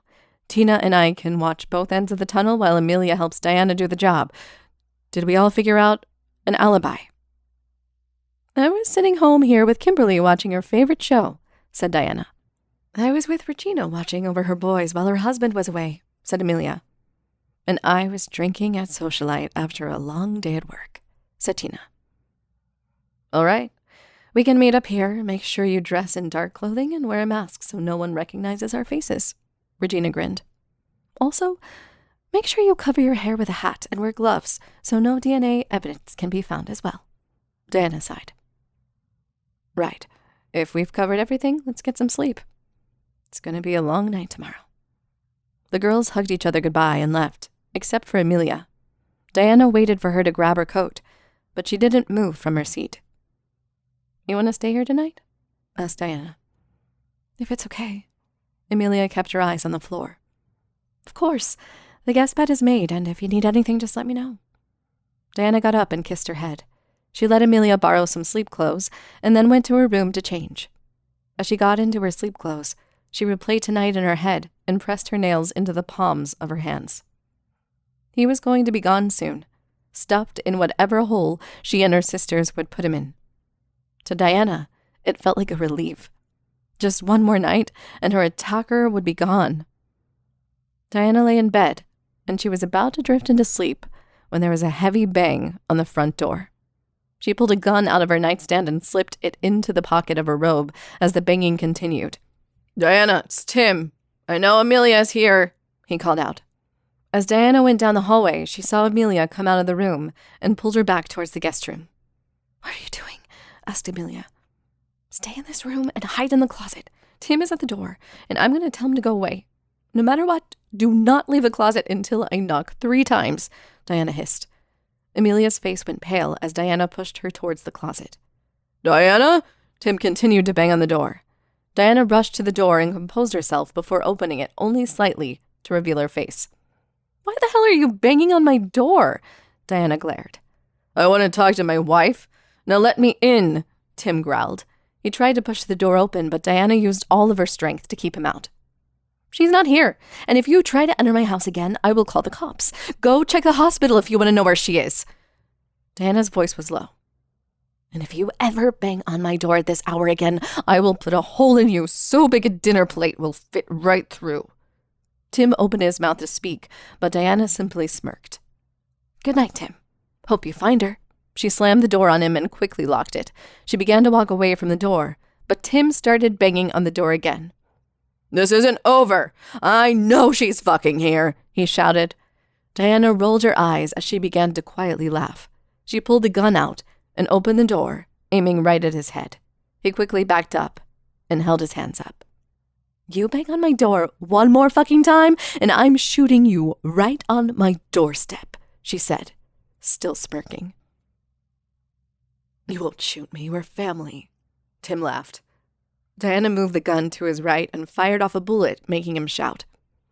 "Try me," she smiled. "Now fucking leave." She shut the door again. She waited for Tim to bang on the door again, but this time it was completely silent. She locked the door and sat by the window watching him get in his car and leave. When the car had disappeared, she went to the guest room and knocked on the closet door. Amelia was in tears as she came out to hug Diana. "It's okay. He's gone." "Did you shoot him?" she cried. "Nope, just a good old warning shot. You can sleep in the bed with me tonight if you want." Yeah, I think I'll do that." Amelia wiped her face.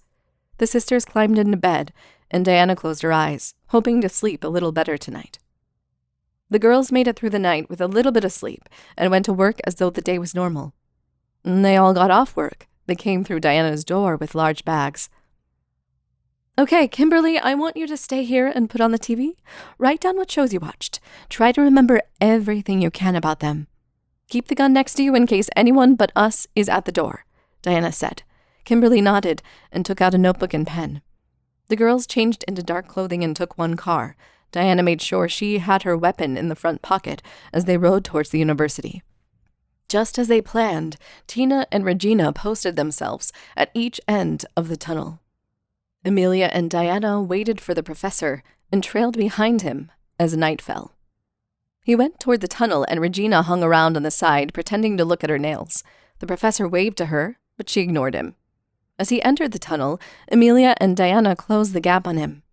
Amelia sped up first and grabbed the professor by the back of his collar, pulling him back. "What the hell are you doing?" he gasped. Amelia yanked him to the ground and he tried to recover. Diana tried to cover his mouth while Amelia kicked him in the ribs. The professor managed to get himself up onto his feet. Diana tried to pull him back down, but he swung and punched her right in the eye. He then reached for Amelia and punched her on the left side of her cheek. As she tried to push him off, Diana took out her knife and drove the weapon deep into his back. He released a guttural scream as he tried to reach for the weapon, but Diana immediately pulled it out. The professor fell to his knees, and Diana kicked him down. She then turned him over to his back and stood over him, breathing heavily. "You remember me?" Diana asked. I don't know who you are." Diana put the blade lightly against his throat. "Try again. You fucking raped me in this tunnel 13 years ago." The professor stopped struggling and looked at the angry woman. He then began to laugh. "Diana, you haven't changed," he smiled. Diana's blood boiled from the way he smiled at her. "I fucking trusted you," she shouted.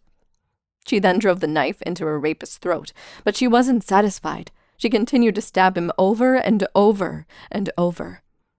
Amelia finally pulled her off. She was covered in blood. Diana broke down as she reached to stab him again. "That's enough, Diana. He's dead," said Amelia.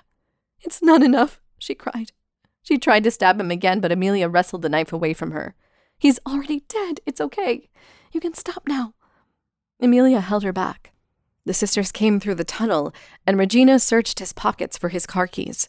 She stopped as she realized the professor's throat was coated in blood. "Jesus Christ," she gasped. "Don't worry about it. Just grab Tina to move the body while I watch her, okay?" Amelia snapped. Regina did as Amelia told her, and with all four of them, they stuffed the professor into the trunk. Regina then drove to the river, and the girls followed in a separate car.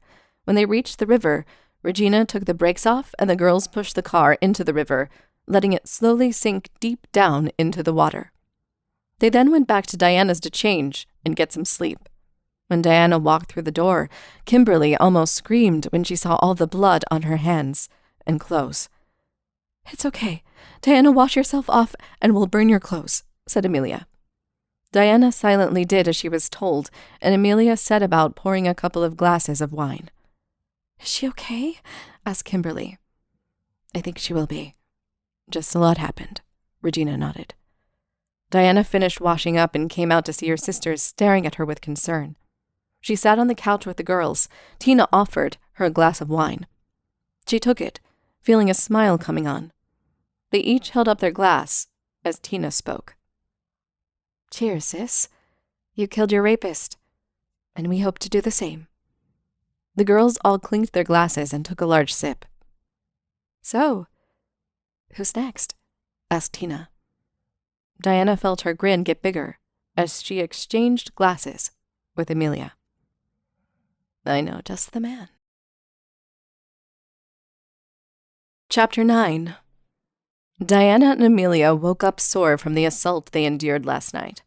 As they looked into the mirror, they noticed that their faces were swollen and would be harder to disguise with makeup. "I don't want to think about it, but I might have to call out of work today," Amelia groaned.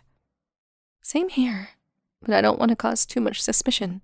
Diana rolled her shoulders, trying to stretch her aching muscles. They headed into the kitchen where Tina was cooking breakfast with a big smile on her face. "Good morning, ladies," Tina chirped. "You didn't get punched in the face last night," Amelia snorted. The girls took a seat, while Tina slid some eggs onto their plates. "Where are Regina and Kimberly?" asked Diana. "Regina burned your clothes, destroyed your weapon, and then took Kimberly to school before going to work." "Mimosas?" Tina asked, mixing drinks. When she finished cooking, she made up her plate and sat down with her sisters. Just as she settled in, the phone rang, and Diana went to answer it. "Don't touch it," Tina snapped.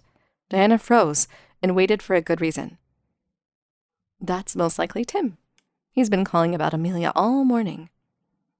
"That won't be for long," Diana smirked. Amelia was quiet, and Tina took notice.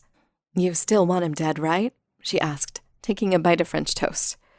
"I do, but how are we going to do it? If they call it a murder, they're going to immediately suspect me, especially if I haven't been home. Not to mention, I'm not sure if I can. I've been married to this man for years. I fell in love with him. I don't think I have the stomach to do it." She stabbed at her egg yolks anxiously. "Well, it can always be an accident, one that wouldn't involve much at all. All you'd have to do is give him a call, and we'll handle the rest." Tina gave a malicious grin. "What the hell are you talking about?" asked Diana. "I'm saying you can't possibly be the oldest and not learn anything from dear old Daddy. If there's one thing we know, it's that almost anyone can disappear, as long as you have enough money." "What are you thinking?" Diana raised a brow. "I'm thinking Amelia goes to work like normal, works her shift like normal. Maybe she pretends to slip and fall or gets hurt by a patient. She just has to call her husband to come and get her, and then he never makes it to the hospital. Or if he does, it is on a deathbed." Tina smiled. "Just leave it to me. Regina and I have it all planned out." "Oh, okay." Amelia swallowed. It was almost scary how well her sisters devised these events. Unfortunately, all of her work clothes were at the hospital, which meant she had to go home if she wanted to make it look like a normal shift. Diana gave her another knife to keep on her in case he tried to assault her again. As Amelia entered the house, she jumped as she saw Tim sitting in his chair. "Where have you been?" he asked blankly. "I've been at work, and then Regina needed help watching over the boys." "And you couldn't call?" he scoffed. I just got really busy. I'm sorry." "Sorry? You're sorry?" He got up from his seat, and Amelia's body tensed. "I've been looking for you for 2 days. Your sister almost fucking shot me." He closed the distance, and Amelia turned her head towards the door. "What? Are you scared of me now? Did your fucking sisters plant all these thoughts in your head that I'm the bad guy? That I hurt you?" His voice got louder with each word as Amelia backed away. "I gotta go to work." She tried to walk towards the door. Tim grabbed her arms so tight that she winced. He then pulled her away from the door and pinned her against the kitchen counter. "Please let me go." She tried to hold back tears as he glared at her. "Not until you tell me you'll be home tonight." His voice was low. "I will.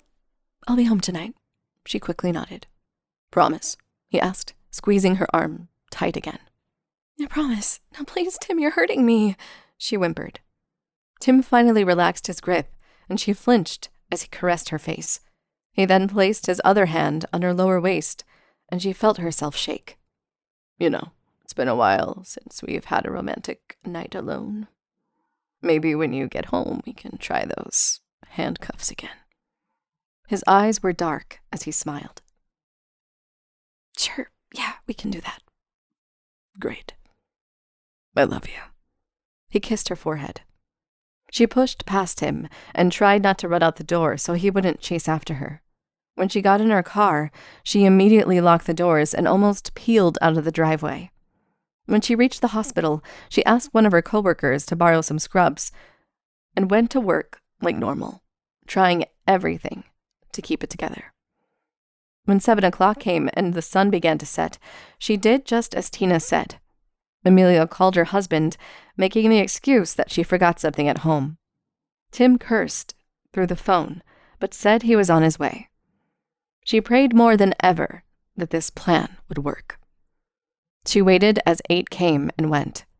Then 9 came and went, and by 10:06, one of the nurses was pulling her towards the back of the ER, saying her husband had just been involved in a bad car accident. When the nurse pulled the curtain back, Amelia was almost horrified by how mangled her husband's body was. What happened?" she asked. "They think it was a drunk driver. Someone hit his side of the car and pushed the car into a tree. I'm really sorry, Amelia, but he's not going to make it. I think you need to call it." The nurse swallowed. "Can I have a few minutes alone?" Amelia trembled. "Take your time." The nurse placed a hand on her shoulder before she shut the curtain behind her. Amelia slowly approached her husband and leaned down so that he was the only one within earshot. "I used to love you. Then you became my biggest fucking nightmare. I hope you don't rest in peace. I want you to rot in the deepest part of hell, so maybe then I can have just a little peace when I sleep at night. Fuck you." She called the nurse to come back and said that she was ready to pull the plug. The nurse complied with Amelia's wishes, and Amelia watched with tears falling down her face as her husband's life faded away. She took a seat next to the bed and broke down as all of the memories she had shared with him flooded into her head. She was happy now that he was gone, but she was sad at what her marriage had come to. She came home and felt somewhat at ease that he wasn't lurking around the corner. But her home still felt off. The air still felt scary and tense. When she looked at his chair, she thought she could feel his aura of horror. She went to the bathroom and locked the door before she took a shower. As the water ran over her, she still couldn't help checking the door. Every small sound that the house made her think that she was hearing footsteps right outside. Maybe he had come back and heard everything. When she got out of the shower, she put on some warm pajamas and slowly sat on the edge of the bed. She looked at her nightstand and saw the handcuffs laying there along with a picture of them at their wedding. Her heart rate spiked, and she could barely breathe. She felt herself being restrained again, and her hands gripped her arms as she began to hug herself tightly. When she finally settled down, she immediately tore through her closet and drawers, pulling all of her clothes out and packing them into bags. She then grabbed whatever meaningful items she could and locked the door behind her. She drove to Diana's and waited on the steps until she came home. When she did, Amelia stood up and hugged her sister tight. "I can't do it," Amelia's voice muffled into her sister's shirt. "It still feels like he's going to come through the door at any moment and hurt me. I can't even sleep in my own bed. Please, can I stay with you, Diana?" she pleaded. Diana hugged her back and immediately took her bags in. "You know you can. Come on." She put them in the guest room and consoled Amelia on the couch. Later that night, Diana made her favorite dinner, and the two hung out on the couch. When she went to bed, she lay down and finally felt some of her anxiety fade. As it did, she began to wonder if killing their victims was going too far, and if they would ever be truly free from their mental hell. Chapter 10. Regina came home from work and saw her sons watching TV in the living room. She sat her gear bag down by the door and stepped in front of the TV, blocking their view.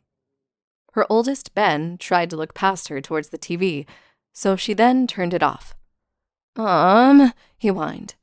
"You don't want to pay attention when I'm in front of you, so I'll take away those distractions. Now, did you finish your homework?" Regina raised a brow. "Dad said we could do it after we watch an hour of TV, Ben sighed. "I'm not your dad. Go to your room and do your homework. I'll check it when you're done. Now go." She pointed upstairs, and Ben shuffled up to his room. She then looked at the youngest, Seth, who only stared at her. "Do you have any homework?" "I finished it, Mommy." Seth nodded. "Let me see it." Regina held her hand out. Seth reached into the book bag by his feet and pulled out a few papers. Regina looked at them, and after a few seconds, noticed that many of the questions were blank, and she shook her head. "Can I keep watching TV, Mommy?" asked Seth. Answer all of these missing questions, bring it back to me, and then we'll see, she said. She handed the papers back to Seth, who began to pout as he went up to his room. Once the boys were both upstairs, she crossed the living room to her and her husband's room. She shut the door and began unwrapping her hair from the tight, restricted bun. After checking her pockets for any pens, she began to unstrap every piece of Velcro on her uniform, happy to be free from it all for the day. After she got out of the shower, her husband Casey came in and shut the door behind him. He gave her a peck on the cheek and changed out of his overalls. "Did you tell the boys they could watch TV before doing their homework?" she asked. "Yeah. They've been at school all day, so I doubt a little TV before homework will hurt them." Casey sighed as he tried to stretch out his muscles. "They need to get their work done as soon as they get home, while the information is still fresh." "It's not that serious, love. The boys will get their homework done no matter what. They just need a small break. It's fine." Casey gave a smile, and Regina took a deep breath. "Fine, I'm going to get dinner started." Regina went for the door, and Casey lightly put a hand on her shoulder. He pulled her in gently for a hug, and she didn't resist. He wrapped his arms around her and rested his head on top of hers. "Are you okay? You seem harder on the boys than usual.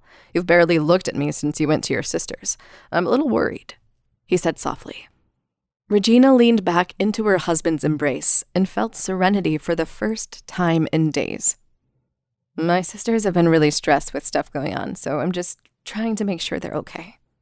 "I get that. Is there anything I can do to help?" "Actually, if you could watch the boys while I stayed with them this weekend, I would greatly appreciate it." She cleared her throat. Casey was silent for a moment, then kissed her head. "I'll do it, but you are going to have to spend time with me sooner or later," he chuckled. Regina smiled and kissed him deeply before she left to start dinner for her family. The boys came down later and brought their homework with them. Regina set the plates of the stir-fry down and took the papers. She grabbed a pen and began to make small marks on what could be corrected. She then handed it back to her sons, who groaned in agony. "Can we please do it later, Mom?" asked Ben. "Nope, finish it and then you can have free time. Simple." The family ate dinner in silence, and at the end of the night, Regina kissed her husband as she got into bed. "By the way, I'll be coming home late. I'm helping Kimberly with a school paper," she said, pulling the blankets over her. "Can't your mother help her with it? We do have our hands a bit full," said Casey. "Are you saying I can't help my sister with her work?" Regina's tone came out a little more harsh than she meant it to. "Not at all. I'm just saying that we have to take care of our kids too. But don't worry about it. I'll watch them and you help Kimberly," he said quickly. He kissed her head and turned over, putting his back to her. Regina waited for a moment before she scooted closer to him and pressed her head gently against his back. "I love you," she whispered. "I love you too," he whispered back. Over the next few days, Regina would finish her shift and then sit in her car while she waited for her prey. The supervisor who raped her all those years ago was now on a different team, so she couldn't be immediately connected. At least, that's what she was hoping.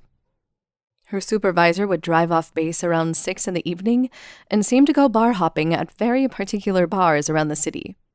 Regina rarely went inside, just waited in her car and moved quietly behind him as he left. When the weekend came, she met up with her sisters at Diana's and went over what she saw. "Okay, so I followed him every day for a week. From what I've gathered, he frequents a few bars just outside of town. I walked into a few of them. Some of the bartenders recognize him and some don't. So what we can do is follow him to the bars and maybe lure him in," said Regina. "Will we all fit in the car?" asked Kimberly. The girls looked at her for a moment before Diana spoke up. "Kimberly, I want you to stay here so you can write down what was on TV for that night. You are our alibi," she said. "But that's not fair. I can help." "You are helping. Like I said, you're our alibi. Please don't argue about this." Diana's voice was stern. "Fine." Kimberly crossed her arms. "Just so you know, we might run a little late tonight. This one is going to be a little bit of a road trip," said Tina. "What do you mean?" Regina raised a brow. "I mean, I rented a cabin off the books. I figured we could take him somewhere and kill him off and maybe get rid of the body. Civilian is one thing, but this is a military, so we have to be very thorough." Tina nodded. So what are you thinking? Amelia raised a brow. More like what I have already done. Tina gave a sly smile. I went to the library and looked up some books on decomposition. With the right chemicals, we can make him disappear altogether. It's one thing if he's found murdered. It's another thing if he's never found. Amelia and Diana exchanged glances of concern, while Regina put on a devilish grin. Although there seemed to be some quiet tension, the sisters nodded in agreement. Okay, I guess if that's what we're going to do, then we should head out before it gets too late, said Diana. The sisters grabbed their coats and left one by one. Diana looked back at Kimberly, who was curled on the couch, looking as though she was about to cry. Diana told the girls to wait in the car before shutting the door and sitting with her youngest sister. Hey, Diana pushed a strand behind Kimberly's hair. I know you want to help us with these projects, but there's a reason I'm having you stay behind. Because you don't think I can kill someone? Kimberly snorted. Because I don't want you to have that much blood on your hands. You don't need to see what we do. Why not? I thought we were all in this together, but clearly I'm nothing better than an alibi. We are in this together, and I promise you will get your justice, but Diana pulled Kimberly into her arms and squeezed her tight. I'm just trying to think ahead. Her voice broke into a whisper. I don't get it. Kimberly shook her head. Diana released her and tried to hold back tears. If we are caught, or something goes wrong, or if we get hurt, you are not there. They can't link you to us. I need you to understand that we are risking our futures. We are risking prison or worse. But if you're not there and they can't link you back to us, then you can still have a normal life. Are you getting what I'm saying now? Kimberly was silent for a moment before she spoke again. I just want to help. And I want you to have a future. You sitting here writing down what's on TV keeps you safe and covers our backs. You are being more than helpful in that way, okay? Okay. Kimberly nodded. Diana kissed her forehead and then stood up to leave. She went to grab the door handle when Kimberly's voice struck through her. Do you feel better? Knowing he's dead? Diana didn't turn back as she turned the knob. Sometimes, she answered. She locked the door behind her, leaving Kimberly with her thoughts. She picked up the notebook, turned on the TV, and began jotting down whatever she saw, making sure she didn't miss a single word. The sisters drove to each of the bars Regina had scoped out. It wasn't until they reached their fourth bar that she spotted the car, and the girls found a parking spot next to him. They waited for 2 hours, and while they did, they were still trying to make a plan. Okay, so how do we lure him to the car? Asked Amelia. Well, since I'm the good-looking one out of us, I will make the sacrifice, Tina sighed. You're the good-looking one? Said who and since when? Regina snorted. I mean, it's pretty obvious that I'm the best candidate, Tina shrugged. Mom telling you you're pretty doesn't count. Amelia rolled her eyes. Shut up, Amelia, Tina snapped. You shut up, Amelia snapped back. That's enough. I'm not putting up with this shit all night. All of you are pretty. End of discussion. Regina, if you feel comfortable, you can lure him into the car by saying we'll give him a ride home. Tina will drive us to the cabin, so that way we don't touch his car at all. When we get there, we bring him into the cabin where he won't leave. Everyone clear? Asked Diana. The sisters were silent for a moment before a wave of mumbles and agreement fell upon the car. Good. And to be clear, I would say I'm the prettiest, she smirked. The car erupted in voices again as Diana laughed. All of a sudden, Regina shushed them all as she saw her supervisor stumbling out of the bar. That's my cue. Regina opened the door. Diana stopped her real quick before Regina pulled the handle. Are you sure you feel okay doing this? Asked Diana. After what will happen tonight, I'll do whatever it takes, Regina glared. She pulled away from Diana and got out of the car. Her supervisor was pulling out his keys when Regina leaned against the car next to him and put on a charming smile. I hope you don't plan on driving, Sergeant. You seem to be a little intoxicated, she said sweetly. Her supervisor looked at her hard for a second, almost as if he didn't recognize her. Bellevue, what are you doing here? His speech was heavily slurred. I was about to go in with my good-looking sisters when I saw you stumbling out. If you want, we can give you a ride home, she pointed to the car. The sergeant looked over at the girls, waving at him charmingly. Tina was sitting in the driver's seat, blowing him a kiss, making him smile. Well, I'm pretty hammered, he chuckled. Yeah, and who knows, maybe you could get lucky, Regina winked, running her hand down his shoulder. The sergeant thought for a second before putting his keys away. You promising a good time? He raised a brow. Of course. It's been a while since all four of us had fun. So come on. She tugged his arm. He began to stumble towards the car, and Diana opened the door for him to get in. Regina almost pushed him, then followed and shut the door after her as quickly as possible, letting Tina know to press on the gas. The sisters drove off with their victim in tow and wasted no time getting to the cabin. Once they were there, Regina helped the sergeant out of the car and grabbed her behind, making her flinch. It'll be just like old times, right? He laughed. The women glared harshly at him and were ready to suffocate him now, but Regina held up a hand, forcing the anger in her throat to go down. Once they arrived, Tina got the cabin door open and turned on the light. As soon as the sergeant stepped through the door, Regina looked for the nearest object and found a lamp. She grabbed it and smashed it hard on the back of his head, knocking him out. Amelia pulled out a chair, and Diana and Regina hoisted him into his seat, while Tina took the ropes out of the car. When the sergeant woke up, he set his eyes on four women, all giving him a devilish smile. In the center of them all was his victim and trooper Regina, leaning on an axe they found in the front yard. His mouth was gagged as he tried to struggle free of his restraints. You're not getting out, Regina grinned. She slowly walked up to him, dragging the blade of the axe behind her. The sound of it scraping along the floor made him struggle harder. She wanted him to feel fear and vulnerability, just like she did in that small dorm years ago. Now, which hand was it that grabbed my ass, girls? She asked her sisters, still keeping her eyes on him. It was his right one, Tina smirked. Thank you, Tina, Regina answered. She lifted the axe and brought it down on his hand, chopping it clean off. The sergeant's muffled screams of pain rang throughout the house, but none of it would reach the outside. Blood spewed all over Regina's clothes and face as all of the sisters watched unfazed. Let's see. Regina walked around. I think the left was the one that covered my mouth when you raped me. She cocked her head to the side. She swung the axe down again, this time on the left hand, cutting it clean off as well. Her sergeant screamed again, and she noticed he was starting to lose consciousness.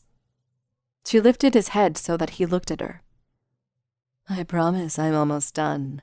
I just want you to get one more look at the monster you created. Her eyes were dark, and her smile was one of madness. She then backed away, and the sisters gave her some space as she gave him one giant swing towards the head. When the axe connected with his throat, it didn't cut all the way through. Regina grew frustrated as she tried to pull it out, spilling more blood onto the floor. Maybe you should take a breath. Amelia reached for her. Fuck that! His head is coming off, Regina shouted. Amelia backed further away as Regina wrenched the weapon and swung again, this time cutting clean through his throat. Blood splattered everywhere, and Diana gave a heavy sigh. This is going to be such a pain to clean up, she mumbled. Worth it, Regina shouted. She breathed hard as she dropped the axe and fell to her knees. Tina knelt down, and Regina leaned into her, beginning to cry. It's over now, Tina whispered. She held her for what felt like a long time, then picked her up and gave her a bag full of clothes. Take a shower and change your clothes so we can burn them. We'll take care of the blood. Tina smiled. Regina took the clothes and went into the bathroom, turning on the water and pulling off the blood-soaked clothes. She felt herself breaking down with every piece of cloth pulled from her skin. The nightmare that followed her and held all that control was now gone. When she finished showering and changing her clothes, she walked in to find all of the blood gone and her victim wrapped up in a bag. At least the headless part was. She looked over to see Tina wrapping the severed head in some grocery bags. When she looked up, she smiled. About time you're done, Regina. I read some books in my free time and needed the bathroom so I could pour some chemicals into the bathtub, she said. Yeah, sure, Regina slowly nodded. She watched as Amelia and Diana began to hoist the body towards the bathroom, but they were struggling a bit. You know you could help, Diana gasped. Regina quickly went over and the three of them lifted the body bag all together. Meanwhile, Tina was already pouring chemicals into the tub and mixing them with a wooden spoon until the solution, along with the spoon, melted into the bathtub. If I'm right, this should dissolve the body. Can't really be accused of too much if the body isn't found, she shrugged. After 2 hours, Tina's chemistry work paid off, and the body had dissolved. The girls sat in the den, exhausted from the night they'd had. When they got back home, Kimberly had already fallen asleep, and Diana noticed the pages of notes she had written. Instead of staying at Diana's, Regina decided to go home to her family. She was already in sleepwear as she crawled into bed and tucked herself into her husband, who was already asleep. As she fell asleep, all she could dream about was the axe getting stuck in her victim's neck, and how her husband would have looked at her with fear in his eyes.